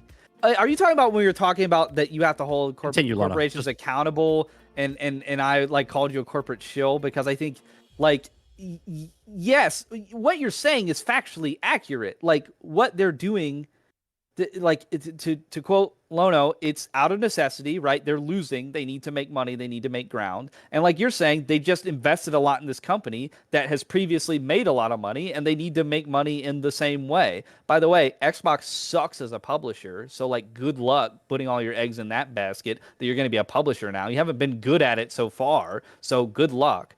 But no, you're absolutely right in that regard that this is the way that they stand to make the most money. It just goes against what they promised people as far as the product that they were offering and the perks of that product. That was the argument that we were having. Well, I want clarity on what you mean, Mike. You're saying they're going to put Game Pass everywhere, or you're just saying games everywhere? That's not what I said. I said they're doing the Game Pass. They're going to the TVs. They're going to mobile. They're doing this. I said they're spreading them across the whole platform. They're not just worried about the console. And you guys were like, what an idiot. I don't remember us reacting that way. I think we you're might have misinterpreting a reaction, or we maybe were pushing back against some other part of your argument. I'm not sure. Yeah, because that's where I was going next is hardware, because there's rumors now about they're going to have like a handheld that's dockable. I think the next hardware offering is a cloud hybrid, because I don't see a path for them caring about having high-end hardware. It just doesn't make any sense, because if you start publishing your biggest titles on PlayStation, and you also then have to have whoever's making those games concerned with some new high-end box and the Series X and the Series S, it's like that just gets really muddy. So to me, it's like you would just create a cloud hybrid. And then if people want to play these games on the Series S, they would be playing them on the cloud. They would be playing like if they actually get the 4K cloud gaming to where they want it, your Series S would then also become a cloud box.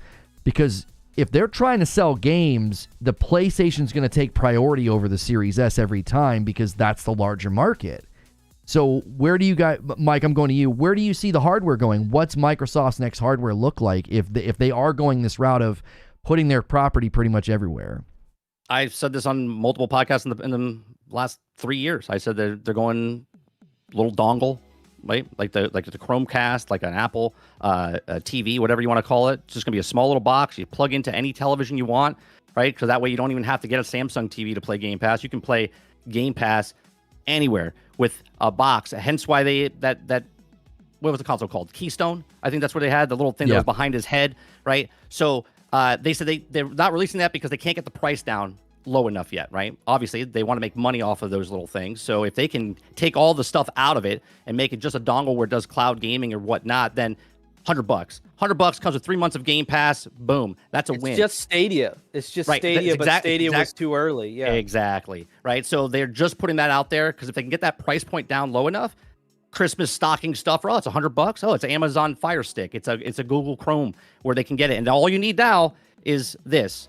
But you don't even need this controller, right? You can use anyone's controller. You can use the PlayStation controller. You can use your PlayStation controller right now playing Game Pass on your iPhone. He's or literally Android just device. pitching Google Stadia.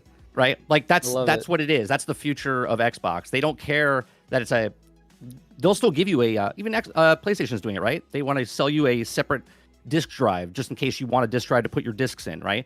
That's what they'll do with Xbox as well. They'll just give you a standalone. They can make more money from that, right? So they don't include it, and then they charge you more afterwards for the thing that you want to put a disc in. I think that there is a possibility though that they make like their own ROG. Is it ROG or ROG Ally? What's the right way to say that? I've always said ROG Ally. I don't. Okay. Yeah, I think there's a possibility that they make their own ROG Ally though, or they make like a more powerful console in the same vein as the Series X, but it's like $700 or something, and it's basically just like a glorified PC. Yeah. That you can I buy agree for your with living you. room if you want to. Like basically, it would have to be enough money. The market's that so they saturated don't now with all lose. these handhelds, though. Yeah, but as long as they charge enough for it that they don't sell it at a loss, I think that they would find that advantageous. Hang on, why would they need to do that with the handhelds? People can get the handheld and get on Game Pass and buy the games anyway. They're third place right now in consoles. There's like 7 people would buy handhelds in it. front of them. Know. Do you think? But do you think seventh there's a place in the handheld market? Why does Apple make an iPhone Pro Max Plus or whatever? You know, like I mean, like because people will buy it. Well, I think there's the main hang model. on. I don't know if that's an equivalency, right? Apple's built an entire like ecosystem and culture around their devices. Sure. I don't know if Microsoft would be motivated to do what you're saying because it would be really expensive. I don't know what the profit margin is on a handheld like that, and if there's an established handheld market that can get into the ecosystem, why waste money R&D and raw materials making a handheld? Like I think that's a good question. No, it may not be a handheld. It may be a box in your living room. I don't know.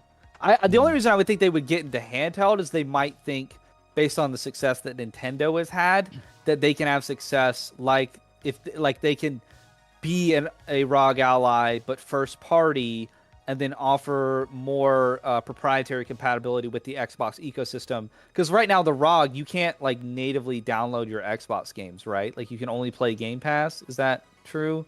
Or can you access your Xbox library and purchase Xbox games? Do you guys know? We would need Doc here for that. He's the guy. He's put up so many videos doing that. Like he's looked into that. Maybe chat can weigh in. I don't do the handheld thing, so I don't have the info on it. My understanding is that you can maybe download Game Pass games and play them natively, but I don't know that you can access. Is it through the browser? Is it through the browser of the device, or is it literally like hacking into it to put it in there? I think it's like all supported. I just don't think that I don't know. you I'm can asking. access the like the games that you played. Yeah, everybody's just saying it's just like a PC. It's like you can use Xbox Game Pass as an application and download the Xbox Game Pass games, but I don't think that you can access the Xbox Store and like download any Xbox game that you want so that it's synonymous with an Xbox. So I think there's a potential for more proprietary compatibility there, where Xbox just makes their own ROG Ally, because people want to see their library continue forward. I guess that's the answer to your question, Lono, is why would they do this? Well, because people already have a library and people do want there to be another Xbox. So I think if they don't want to take a loss on the hardware anymore, they either get into super powered handhelds that cost $600 or $700, and then they can justify that by saying like, hey, this is a ROG Ally type device. This isn't for everybody. Like, we're not competing directly with PlayStation. You know, this is just for the people that want it type of thing. Or they do the same thing by making a super powered console, and they say this is the closest in living room gaming experience to a PC you could possibly have, and it costs $750 or whatever it costs, in addition to the $100 to $150 thing. And then so now they're on the outliers of the market, and PlayStation's right at 600 or wherever they're at, and maybe that's where they find their niche. I'm not really sure. I don't see them making a console that costs the same thing or anywhere close to what a PlayStation costs. They've either got to give you more in terms of the computing power and make it more similar to a PC and a PC gaming experience and charge more and say, hey, if you want that experience, like, we've got that for you in a way that PlayStation doesn't. Or they've got to go less, like Mike is saying, and it's basically there's no entry cost. There's very little barrier in the way of you getting in and gaming immediately. I think if they're smart, they'll pursue both. And maybe handheld's a part of that. Maybe it's not. I think that's an avenue that they could go, especially with how much they've worked to align their brand with indies. Like, it's interesting how much the Nintendo Switch brand is aligned with indies, but at the same time, like, Xbox is kind of competitive there. Like, people think of Game Pass as like the way that they can consume and engage with new indies, because they see, oh, this is new to Game Pass, I can play this immediately, I don't have to buy it. rather than going on the Nintendo eShop and having to drop $20, $30 on a new indie game. So like Xbox has kind of carved out a little bit of indie niche, and people like playing indies on handheld. So I wouldn't be surprised for them to pursue that. Obviously, PlayStation thought that handheld was an avenue that they wanted to explore, and there's reports coming out that the Portal was like a first iteration of that, and they want to make a native device that doesn't have to work off of remote play. So maybe Xbox could do that as well. But I think what I'd really like to see them do is make like a PC-esque. I don't want the OS to be like PC. Like I don't want this to be like a Steam box.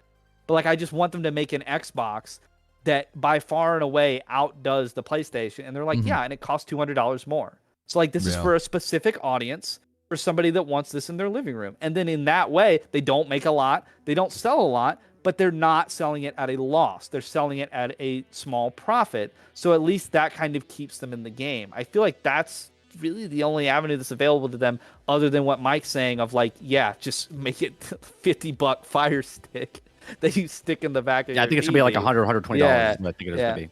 Yeah, I think Mike's suggestion's more probable because everything you just said requires so much investment, R&D, raw materials, like, and for them to sell it at profit, I think would be a challenge, because if they go the powerful route, I think getting it at a price point that the average consumer would buy, because if you get too close to the price of a gaming rig, you're appealing to PC guys, and PC guys are going to turn their nose up to it, and now you're sort of leaving the console user behind. Like if it's like $700 or $800, so you're sort of going to land in this valley of it's too expensive to appeal to the console user, but it's not strong enough to appeal to like the gaming PC guys. Like I just feel, what's the hook? What's the reason? Why would I buy a high-end Xbox if they start taking their biggest property and it hits everywhere? Why would you buy an Xbox at all?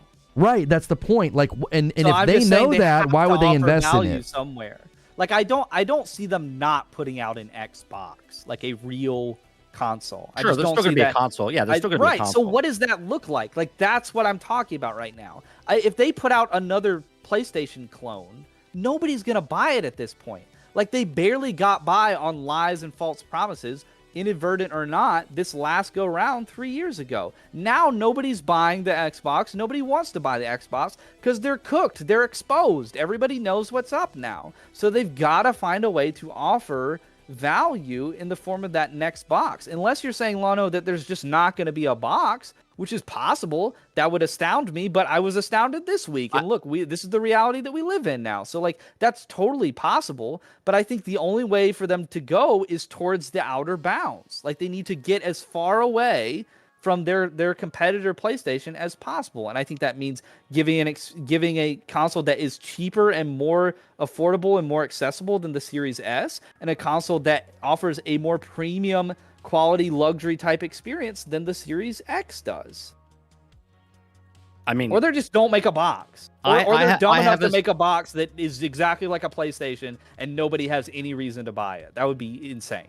I have a Series X, and you've asked me this question on this podcast before. I would not buy the next Xbox right away at all, not because of what's happening now, because of what happened before, where they said the 4K, 60 frames per second, all that stuff. And I was just like, you know what? I bought it, and I enjoyed my time, but I'm not going to get the next Xbox when they announce it, right? As a consumer, I'm like, I want to wait and see what that is and what they bring to it before I jump. And that's why most people usually don't move over from consoles. There's still a lot more people playing on the last gen Xbox and PlayStation than there is people that got the new Xbox and new PlayStation.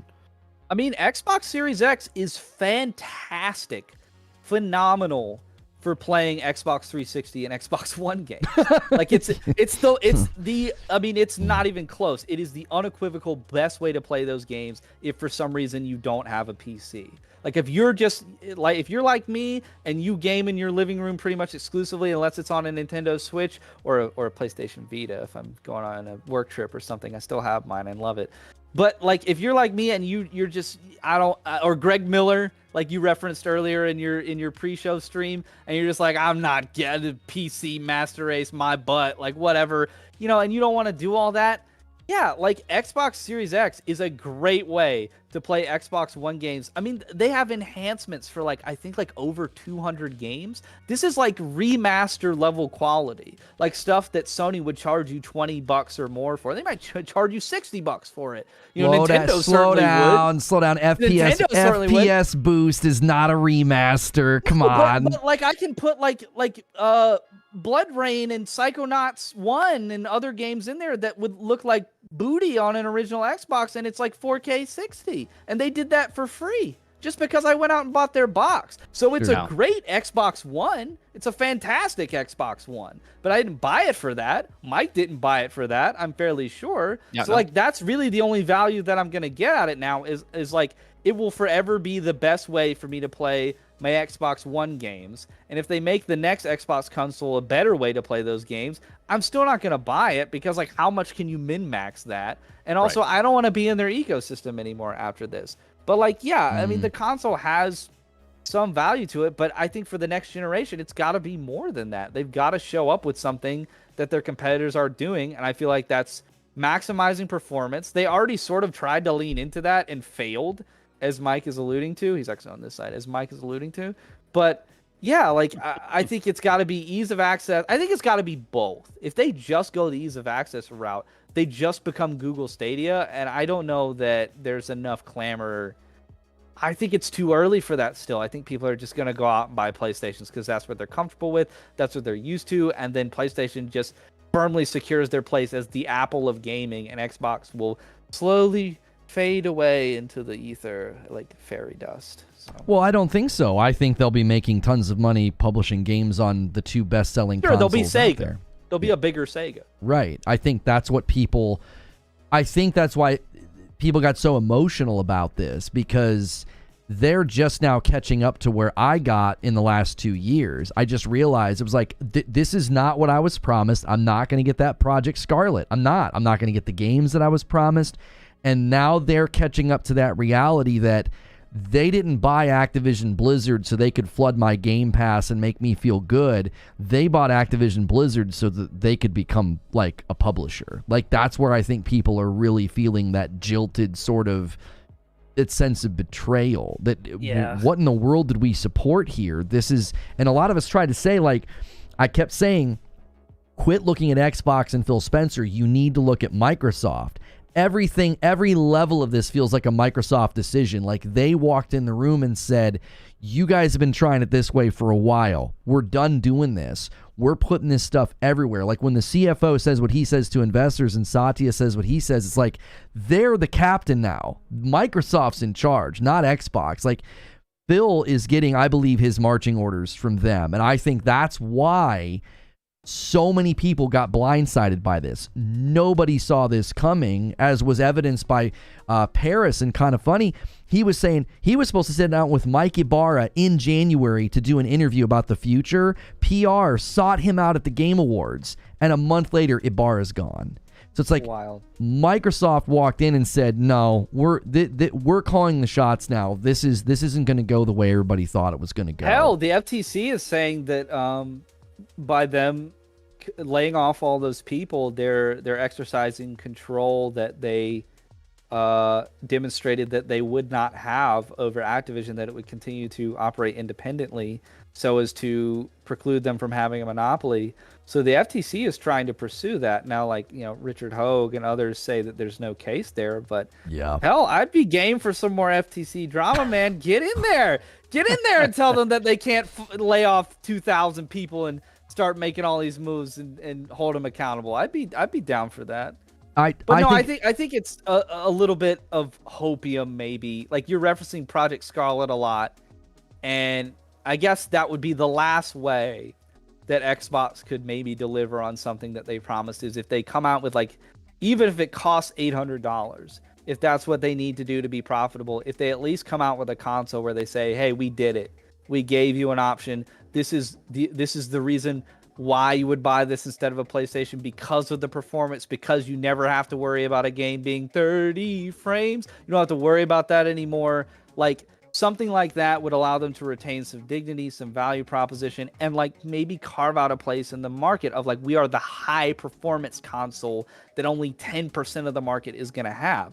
Otherwise, like, why do you exist? Nobody really wants you. Like, you're just kind of the weird guy in the corner, and everybody's like, oh, does he want to talk to us? Because like, I don't think we want to hang out with him. Like, that's basically what Xbox is at this point, and people are just like, that's what Jeff Bezos was. That's what Elon Musk was, and look at them now. Right. just ruining Twitter. No, saying they're the awkward guy sitting in the corner and no one's talking to them, but they're the richest people on the planet. Yeah. Well, and I think the continued mistake that people are making as well is they still think that this is sort of like a competition between the platforms. And it's like, well, the CFO basically said, no, like we don't view them as competitors anymore. We're selling games over there, dude. Like they're basically part of our business strategy now. This isn't like we better make sure we compete with Sony. They're going to use Sony. Sony's going to be the other arm of some of their most profitable pieces of property. This isn't about beating Sony anymore. I guess all I'm trying to say is, because you guys both think that they're going to make a console. I think it's a cloud hybrid, though. I don't think it's a console. So it's just a Series S, but it's more ergonomic. Yeah, mine's more profitable because they don't lose $200 per box. So we don't think they make a real traditional console. No, they're gonna have servers in the cloud. So if it's the S's or the upgraded S's, or if it's X's in a tower that you connect to. I think that's gonna fail. I do. Well, they have the money to try it, right? So yeah, so did Google. Yep. Well, if we know one thing about Microsoft, I mean, they will cut something if it's not working. They'll just kill it if they don't feel like it's working.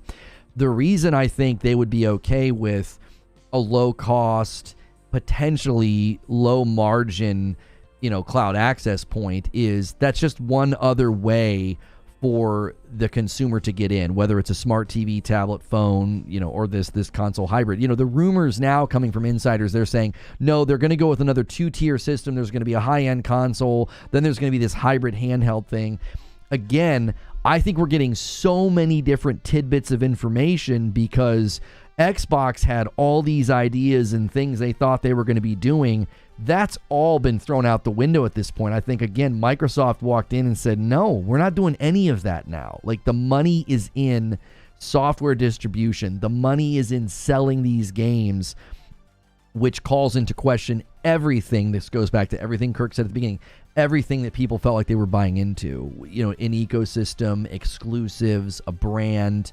That just starts to fade, especially when you look at the way they've changed the website. People are like, well, if you scroll down to the bottom, it still says, Xbox, consoles, and platforms. It's like, come on, man. They're refacing their marketing efforts to take the attention off of the Xbox Series X and the S and to stress two things. These games are coming to console and PC, and they're going to be hitting Game Pass. They don't even have the Xbox logo next to Game Pass anymore. I think they're just going to call it Game Pass.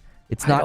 I don't think it's gonna work, Lono, because even these we see it with the streaming subscriptions, which the broader public calls streamers, which is weird for us in the gaming community. It's very weird. Every time I read the article, I'm like, we see you guys as streamers. But no, these streaming subscription services like a Peacock or like Paramount Plus, they're not doing so hot. That's why they gotta tie NFL playoff games exclusively to the subscription, so people will buy in and maybe hopefully forget that it's charging them $6 to $10 a month. Like, these models are not working at large unless you have the recognition of a Netflix or I would say HBO. They took their brand out back and shot it in the face. So I don't know what's going on with that, but I don't think that Xbox Game Pass, it's already stagnated. So I just don't understand how they think they're going to double down on the subscription strategy and that's somehow going to work for them. Well, I don't think it's a subscription strategy. I think it's multifaceted. I think it's publishing, ecosystem, Game Pass. Like, it's all connected, and Game Pass is only like a percentage. I think the primary means of revenue will come from mobile and from publishing games on PlayStation, PC, and Nintendo. Okay, so you think that all this is contingency planning for Xbox Game Pass sort of decreasing in prominence and losing subscribers, or at least plateauing in subscribers. Yeah, because it already has plateaued, and so I think they know, as Phil told the regulators, like we've already hit saturation on console, and people are like, oh, well, does that mean they're going to try to bring Game Pass to PlayStation and Nintendo? And I'm like, no. If they could, they would, but PlayStation won't let them. I don't think Microsoft would even broker the deal because they make more money selling Starfield on PlayStation than putting Game Pass there. With that logic, then they wouldn't but do it on their own platform. Yeah, but 10% of everything is better than 100% of nothing. I'm just saying, if they didn't believe in Game Pass working on PlayStation, then they wouldn't have implemented it on their own console. So it doesn't make any sense to say they'd rather not have Game Pass on PlayStation, because if that's the case, they'd rather not have Game Pass on Xbox. I don't know if those are equivalent, because I feel like Game Pass was a catalyst to getting people in the ecosystem and building a library. You want to keep people. That's fair. PlayStation, the idea is we're going to leverage big property for profit. As the CFO said, we want to move into high-margin markets. We're going to take our first-party property into high-margin markets. So they're going to be selling their games on Nintendo and PlayStation. That's their path here, I think. Have you guys seen the rumors? And these are rumors. They're not being reported by credible outlets in the same way as the rumors that we were discussing with Doc earlier. Right. But have you guys seen the rumors that Day and Date is going to become a higher tier of Game Pass subscription? Like it would be maybe $20 or higher a month to get your Day and Date games. Is that coming where they're going to make a separate tier, or just the Ultimate is the tier? I don't know how they would do it. I don't know if they would just charge more for the highest tier now, or if they would make a higher tier. I think the latter would be a little bit more forward-facing. It would look better, right? If they make another tier and they're like, now there's a new class of citizen, and they're the only ones that get Day and Date. But do you guys think there's any credence to that? I think that would be a terrible look, and it would. I mean, it's just like when Netflix increased their prices. I think it would drive people away, and I hope that they don't do that. I think it would drive me away. I mean, I'm bought in for like another 2 years because it's so much less expensive and more affordable to go out and find like deals online and stuff to get a lot of Game Pass at once. Especially like before I did that before the most recent price increase. So I'm like bought in for 2 years because like I'm still paying like basically what amounts to like $12-13 a month for mine, instead of what is it now, like 18 or something? It's 18. Yeah, they raise it $2, and it's I think 11 or 12 for the lower. So maybe I don't know if they raise the at least not yet. If they what you're saying by this rumor, maybe they keep the 18 where it is. And they add that where if you're in the 18 Ultimate, you can play on the PC, you get EA Play, and you get Day and Date. And then maybe they put like a one in the center, which is like $13-15. They make a new tier, and that's just maybe just PC and Xbox. And then there's the lower tier one. They already do that though? Like, isn't that the system? They only have 2 tiers right now. They have a $12 one. Oh wait, there's Core as well. There is a third one. Yeah, they have that Core one. Yeah. So maybe they add a fourth one, or maybe they add more to the middle one and then the top one. I don't know. I mean, if they add a higher tier, or if they increase the price of Ultimate, and then that's the only way that you can get Day and Date, people are gonna riot. What would the price be? 20, 25? Like I think they could probably go as high as like $22.99. I don't think it can be any higher than that. It just looks bad after that. But it could be maybe 19. I could see them smashing, because right now they have Game Pass Core and then they have like the standard. I could see them smashing those together, and sort of your entrance Game Pass subscription is just a catalog of like static titles that they periodically add to, and then Ultimate does become the Day and Date, more expensive tier. Because I do agree that Day and Date, we said this all the time. People were like, well, PlayStation Plus is going to be DOA without Day and Date, and somebody's like, oh, PlayStation's path forward's Day and Date. So what are you talking about? Like, PlayStation Plus has like twice the amount of subscribers. They're not doing Day and Date. Like, and they've talked about that. Is that true? Does PlayStation? Oh wait, PlayStation Plus what? Well, any of the tiers. If you add up all of them. Extra, and but that's the same as Xbox Live though. I don't know that counts. I think it would be PlayStation Extra versus Xbox Game Pass, whichever one is like the real Game Pass. I don't even know anymore with the way that I hated that. Well, then there's also the rumors of Game Pass with ads, right? There's that rumor. Right. A while. I think the point though is that I don't think PlayStation's going to chase day and date. Xbox was doing day and date, and that was like their attempt in third place to like be a winsome offer. Like I don't see PlayStation following that, and I do think Xbox reevaluates it. I mean, even some of the Xbox podcasts were saying that. They're like, day and date's got to go. Like, you need to sell games. And what do you subscribe to? I mean, like, I don't know if I'm anal retentive in this way. You guys can tell me. But, like, I'm already in the position now where I'm like, with games like Starfield, yes, I have a subscription to Game Pass already. Like I said, I'm bought in for 2 more years because it was better to buy it in bulk before the price increase. And you can find codes online still for like old cards that would give you more at a time, like 6 months or whatever. So I'm bought in for 2 years, and then I can play Starfield. It's there. Like I already have the subscription, and I don't have to put any more money down. And so I play Starfield, and I played it for like 30 hours now, and I enjoyed my time with it. And so I did get value there. But now I'm like, oh, well, if it's going to come to PlayStation, I want Starfield in not 30 frames per second on my PS6. I don't think I'm going to play any more Starfield on Xbox, because then I want my save file on PlayStation. So like I feel like I'll be like looking at games on Xbox and be like, well, no, I don't want to play it on Xbox because I want my game, I want my save, I want my whole thing on PlayStation. So then like if I'm not getting it, like that's with day and date, guys. Like that's with Starfield day and date. If they just said Starfield is coming 6 months to 12 months later, I'd have been like, all right, I'll just play it in 12 months. Play Starfield in 12 months because I'm going to go on this 100-hour journey, right? It's an epic RPG experience or whatever. So I'm going to go on this journey. Like, I mean, I have like 120 hours in Elden Ring. Like, why would I want to do that on one platform and then have to go to another platform? Like, I'll just keep it all on the same platform. That's the same thing that I said earlier about Spider-Man 2. I'm just waiting for PC.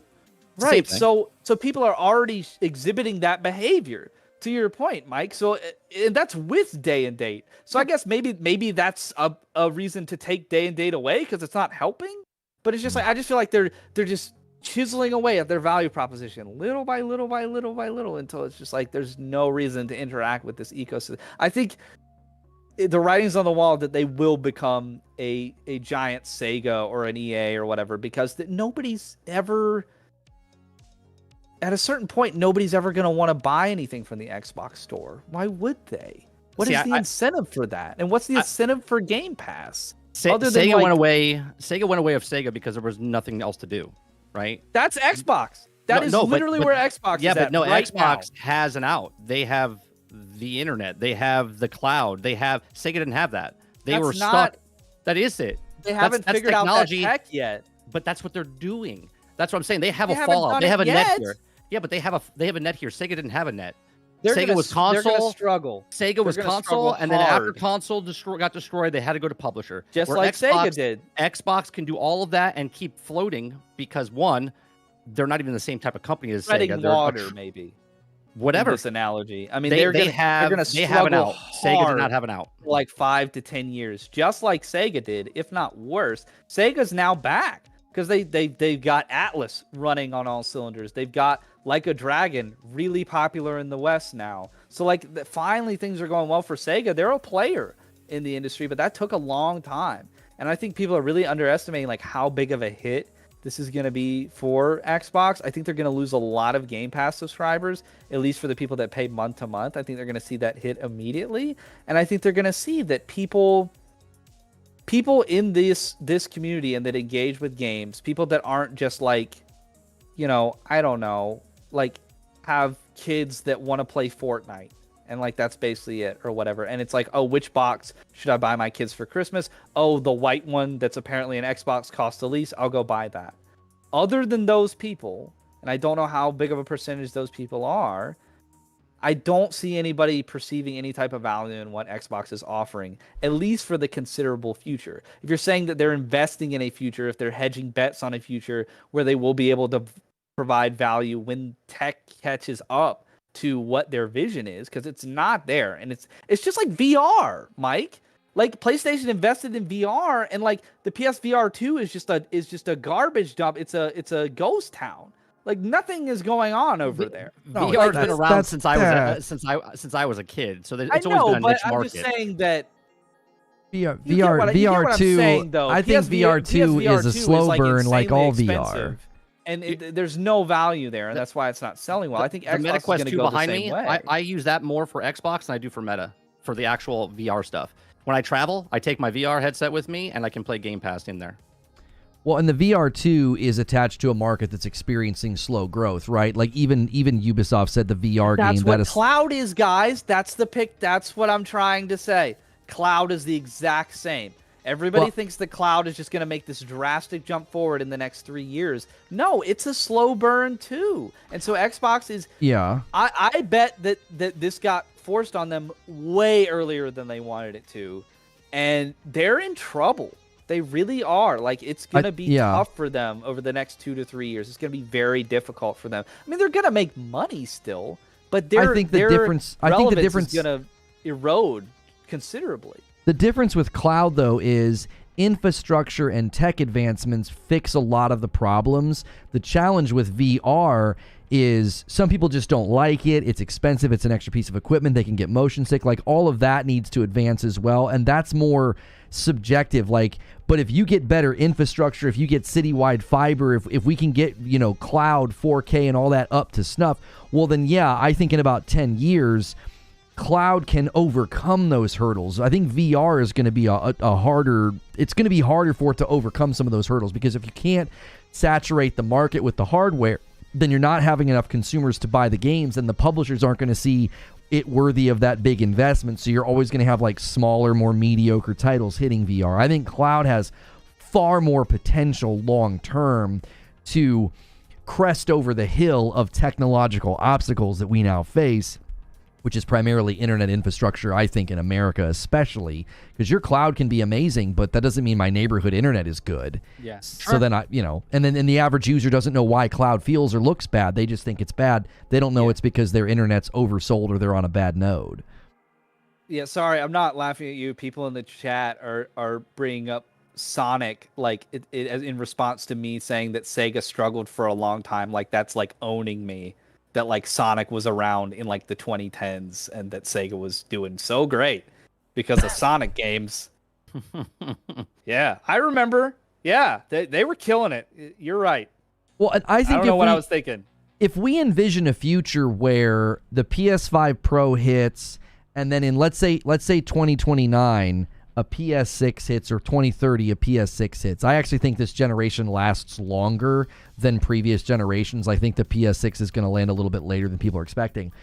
If that happens and they hit the market doing the things they always do, right? They're going to be having like Death Stranding 2 as a launch title. They're going to have this action espionage game with Kojima, which is basically going to be the spiritual successor to Metal Gear Solid, which that's going to have people going nuts. If that's a PlayStation 6 launch title, you're going to have the sort of cliche kickoff hardware offering for PlayStation. And if Xbox is quite literally not doing that at that time, as you're saying, PlayStation becomes the default high-end console. Like, that's it. And a lot of people have done this sort of, well, if that happens, then PlayStation's going to start charging $100 per game and $1,000 for the console. They're not going to have any competition.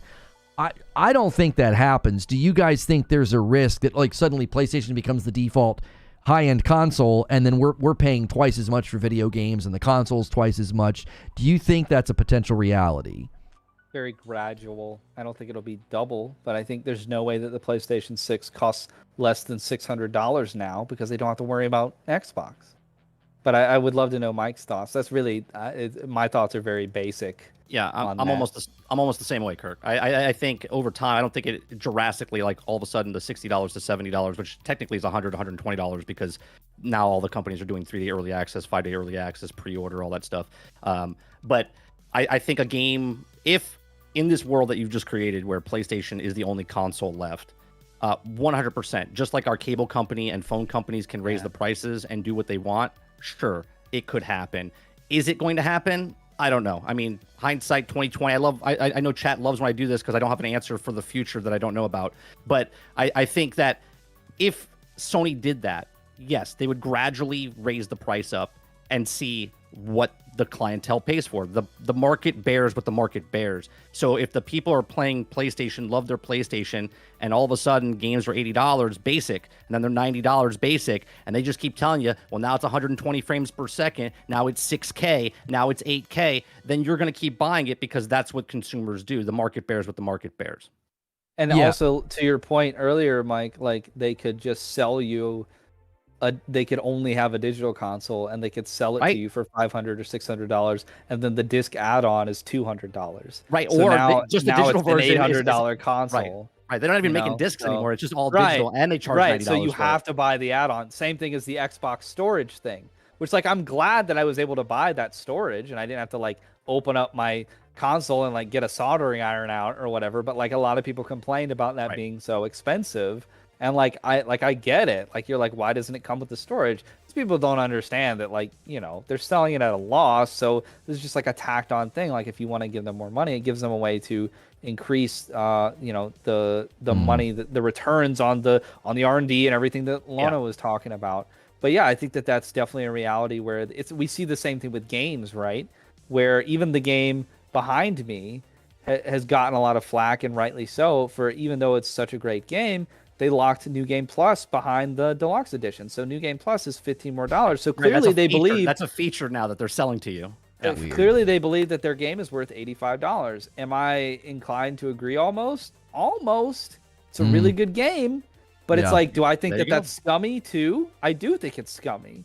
So it's like, it's that weird gray area where it's like, but if you really like that game, you'll buy it. I didn't buy the deluxe edition because what I'm saying is if you are a person that likes that, then you'll purchase it. Yeah, at least some version of it. Yeah, so it goes to show that they can get away with it.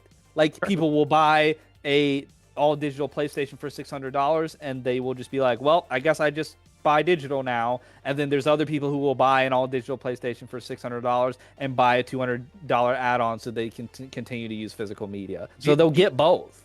Do you think it's strange? I mean, real quick, Lono, you can have the floor.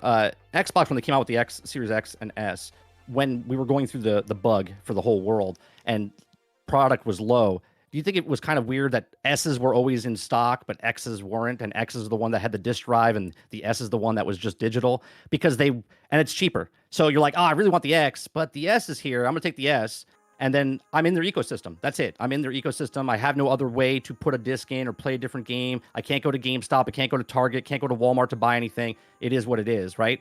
I mean, make the problem, sell the solution. That's what they do. Yeah.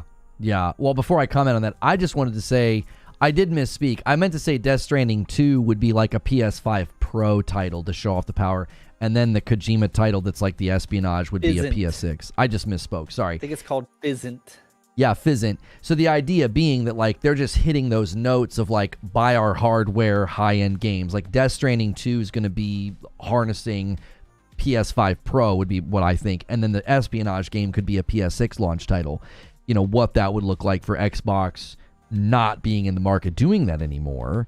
And, you know, as far as the discussion about what Mike was just talking about, I think they intentionally constrained Series X distribution because they were trying to use them for cloud capacity, because I think that was what they were hoping to do, was like lean into cloud more quickly. Like that's what they want to be able to get people in there playing on the cloud. So they were actually doing that. Like Jez Corden was one of the first people to report on this, and then it came out through FTC documents.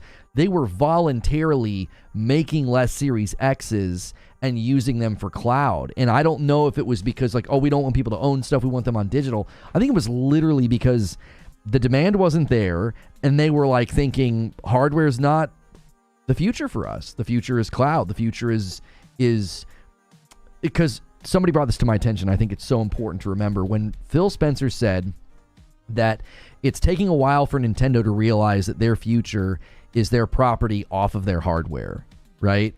And a lot of us thought, well, that's really arrogant. I don't know if it was arrogance as much as it was like Phil saying that's the future, is property everywhere. Like, we want our property to be everywhere. Our future as Xbox is our property not locked to our hardware. And he's thinking Nintendo's going to realize this one day too. And I don't agree with him, actually. I don't think that everybody else is going to come to the same conclusion.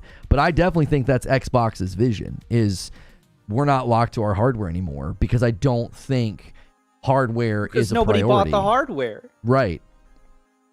It's just like you said. You nailed it earlier when you said it's everything that they're doing is out of necessity. Mm-hmm. I can't remember if that was in the podcast or the pre-show, but yes, you absolutely nailed that when you're like, they are pivoting because they have to, and their entire vision and roadmap and strategy going forward is because what they tried to do didn't work. And that's a very, very hard pill to swallow for people like me who have already bought the console and who've already bought a lot of games. I mean, it's like when you invest in a Kickstarter and then it doesn't work out or something. Like, you're very dismayed because you're like, no, I backed that. I wanted to see that come to fruition, and it didn't happen. So it hurts. It sucks. And there's a lot of people that want them to answer for that. And I think, unfortunately, at least this is my prediction. I'm calling it that. Well, whenever they come out about this, you guys are saying Monday. I don't know if it's going to be Monday. I mean, that's giving them a lot of credit for how they're going to manage this situation. It hasn't been great so far. So if they come out next week and talk about this, I don't know that it's going to assuage concerns and misgivings. I don't know that it's going to fix the situation. I almost think that we're going to walk away with more questions than answers. It'll be new questions. They'll answer the questions that we had, but they'll answer them in ways that give us new questions. And I think that the faith in the brand is lost. J-Dub was talking about that on our show last week. He was just saying, like, look, they have, with this news coming out, they have lost their hardcore base, which was the pillar. Like, they needed that to have any form of sustainability. And now the entire faith in the brand and the brand's value proposition is in shambles, and it needs to be propped up with something definitive and something assertive. And I just don't think that Xbox has that up their sleeve. If they did, they'd be in a better position. I don't think that they have anything to give people. Like, this is the reality is what's concerning. Like, people are not freaking out over some sort of perceived, like, I don't know even how to articulate, but people are freaking out because they see that Xbox has failed. How Xbox frames that failure through public messaging, that's not going to change the situation in any way. So, people just have realized that this is where we are at, that Xbox has failed as a console competitor, that Xbox has failed to sell their hardware, and that ramifications that are negative and adversely are going to affect the gamers that are bought into Xbox. They're not going to adversely affect people that only own a PlayStation, but that are going to adversely affect Xbox owners are going to come to pass now. And I don't think that they have anything for that can definitively or effectively make things better in any type of way. I think they're just going to do a bunch of lip service, and that's, whatever. There's people who are excited about whatever news they're going to bring. I'm not excited at all. I think it's going to be so inconsequential at the end of the day. Whatever they come forward and say, it means nothing, and it will change nothing. I think if Starfield didn't turn the rudder, like, they don't have anything that size right now in the pipeline. They've got great titles coming this year: Avowed, Hellblade 2, Indiana Jones. Like, Indiana Jones could have maybe done something as far as probably not, but I don't think any of those titles come close to Starfield's power. Starfield almost has like a star quality, even though it's not in a great place. I think Indiana Jones will end up being a better game, and I already called this on Work the Game. I think it'll be nominated for Game of the Year. I do.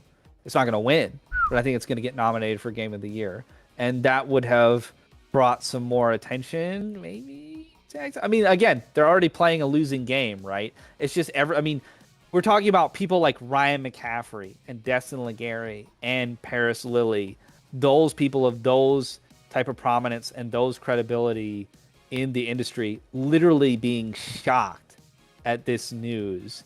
Because, yes, even though we could kind of see that Xbox was falling off and it was not working, it's like they still had objectives and they still had a mission to be competitive in this space, even if they were in third place. And so for them to just drop out of the race, like because their leg is cramping up, it's just surprising. Like, and people are affected by it. Like, there's a lot of people that were invested, even not just monetarily, emotionally, into this rather large brand and product deliverer that are realizing that they're just not going to occupy the same role in the space anymore at all. And that's a lot to cope with. And that's why you're seeing like a lot of people like react certain ways. They're backing out of the race of console wars, but they're moving towards a different sector. But that's not something that they were doing previously. Sure, they have been setting that up. Yeah, they were been setting it up. I also have a podcast, and 5 years ago I said this is the direction they're going. Before all this, now Lono would say that anyone could say it, but you could see that they were changing it because they were pushing that direction. Now, obviously, no one can see the future, so the audible that they called here is completely different, and we don't know what this audible is yet. Right. But they were shifting that direction, just like I said before, where Nintendo shifted directions when they weren't competing with PlayStation and Xbox anymore, and they took an audible and went with the mobile route. Yeah. Yeah, but I think the majority of their messaging still was... Oh, their communication's crap. I think it was indicative of the fact that they had every intention of continuing to compete in the exact same space as the console. Still there. It's still third place in a console. I mean, they literally stopped production. Is it really but the still S's, there? Yeah, they stopped X's. They didn't stop S's. Yeah. I don't know. Yeah, the rumors about them stopping production and distribution for Series X and S, that was also from somebody who claimed that they were gonna really slow and shut down PS5 distribution, which makes zero sense in light of everything we've seen from the projections and the sales numbers. I don't know if that source is reliable. What they were saying seemed way out in left field for both Xbox and PlayStation to do that. I definitely could see Xbox being like, there's no longer a reason to make and distribute Series X's. It's just the S. But I think the S was outselling 3-1, wasn't it? We never got a firm number on how much the S was selling more. We just know that it was making up the larger portion, but it's hard not to when they were making more and distributing more. It's like, well, of course it was selling more because that was what you could buy, right? There was nothing else to buy for a while there. So typically, guys, what we do on a Friday, and we're going to do this today, and if Kirk has the time, we're going to bring him along for the ride here. We go to VIP, which gets a little unfiltered, gets a little different than the vibe of the public podcast, but fear not. In 6 hours, I will be back around 8 p.m. Eastern tonight playing Helldivers 2 with my man Hilly. You don't want to miss it. That's open to all members, gifted and above. So if you're one of the lucky people that got a gifted membership, make sure you get in the Discord. There's people playing Helldivers. We're having a blast with this game. It's awesome. So I hope to see you tonight. But right now, if you want to come with us, you're going to want to upgrade to VIP. It's our $10 a month membership. But before we do that, I want to give these gentlemen an opportunity to talk about the kind of content they're making. Since it's his first time on the show, I'm going to let Kirk go first. Kirk, where can these guys find you, and what kind of content you working on? What you doing right now? So I'm dropping my channel in the chat. It might not work because of it'll get filtered. It's just me commenting. So it says what's new video games, so you can go to the channel and subscribe there. But that's like my main operation, and like if the branding looks terrible and bummy, it's because it is. Really, I'm just out here kind of LARPing, if you will, as somebody that does games coverage because I'm passionate about it, and I try to do the same type of work that you see at like a Game Informer or a MinMax or something like that, which is why I wanted to come on Reforge Gaming, because you're kind of like you're in the middle between sort of YouTube personality and doing that bona fide coverage type stuff, and I think that's really cool. But I started in this past summer when I got to go on Jeff Grubb's show, and he was like, plug your stuff. And I was like, I don't have any stuff. So I started YouTube and sort of found my niche in, I really like right on the show. Yeah. Found my niche in doing like as high a production quality of review videos as I can do with the limited resources that I have. And that's worked out fairly well. There's an audience for that, and that makes me feel really good. But I put a lot of work into those. I literally just try to make review videos in the same vein as like you would see from an IGN or a GameSpot. It's tough You guys, please go over and subscribe, because if I don't get my videos up like at least 24 to 48 hours in advance of the big boys, ain't nobody seeing my video. They get absolutely buried. But when I see an opportunity and I can get a video up, it reaches a lot of people, especially for games that like don't get as much coverage. Like I had a video for Wildcard Football do very, very well last year, because that's like kind of like and it harkens back to like NFL Street type of gameplay, and a lot of people were interested in that, and it didn't get covered by the big outlets. So that's kind of where I'm finding my niche, is like providing that type of coverage for people. So make sure to watch that space. That's What's New Video Games is the YouTube channel. And yeah, you can follow me on Twitter. I'm at Warmer Gray. Again, I don't have a big online presence, so I've got like 300 followers right now. But yeah, I'm occasionally funny. Lono's following now, so he gets to benefit from my quippiness and my antics. So maybe you guys can too. And then obviously I'm over at Ginger's channel, Work to Game, and I think I talked about that earlier. We're trying to launch that into a more like coverage-based type of outlet, not just Final Fantasy. A lot of the content will still be Final Fantasy, but yeah, we're trying to make that more of a covering games as they come. I think we're going to be talking about Skull and Bones, maybe a little bit of Helldivers 2 coverage as well. So yeah, those are the main places that you can catch me, and I appreciate it if you check me out. And he is clickable in the description below if that's easier for you guys. 30 and Still Gaming is clickable. Don't forget, Doc Dark is clickable. He kind of had a moment this week. Show our boy Doc some love, man. He brought the heat. You guys were loving it. I was loving it. I love that guy. Like, genuine guy. I really appreciate Doc. And check out Kirk as well. He's talking in the chat. Sometimes you can't click on their name in chat. So, again, if you need to use the description. So, Mike, 30 and Still Gaming, guys, the Suicide Squad stuff's doing well for him. If you're looking for that more in-depth coverage, Mike, what's going on right now with you over there? So I stream Monday through Thursdays, 10 o'clock in the morning to about noon Eastern. We just cover some news stories, have conversations, not debates like you guys have over here. We just have conversations, bullshit, while we're doing the stream for 2 hours every morning. We do gameplay, live gameplay, Monday, Tuesday, Wednesday nights. I do a upload every single day. And then I also have 2 podcasts. I do a podcast on Wednesday nights when I have a guest. This week, coming up, I have Ginger Prime coming on the podcast. And then Thursday, I do a podcast called Generation X Gaming, which is a weekly podcast that goes over a few of the top stories in the past week, and we rant along the way. We've been doing that for 10 years, so come on by. Make sure and support those guys. We really appreciate folks coming on the show. People are saying that, you know, they liked having Kirk on the show. We're going to talk in VIP. We're going to see. We're going to see. I like this guy. We're going to see what we can cook up, all right, guys? So if you're here right now and you're like, hey, I want to be a part of this discussion, what's going to happen behind the scenes? Well, upgrade to VIP, man. It supports me. You get into more content. A lot of people are on that gifted tier, so consider bumping up. You get into more shows. If you are on the gifted tier and you're like, listen, I can't afford it right now, I love you, and I want you to be a part of what we're doing. So get in the Discord, okay? That's what you should be doing with your time right now. If you can't come to VIP, get in our Discord, plug in, play some Helldivers with some people. Hook up. People are playing Suicide Squad. People are playing games together. If you're looking for people to connect with, man, capitalize on that gifted membership. There's a link in chat. That's where we're headed, all right? Click that link or ride the redirect. You guys crushed it today. I'm going to click live on the new stream in like 5 seconds here. Thanks so much for being a VIP or higher. This is going to be a unique VIP. You guys are getting some behind the scenes, just talking shop here with Kirk after his first episode being on the show.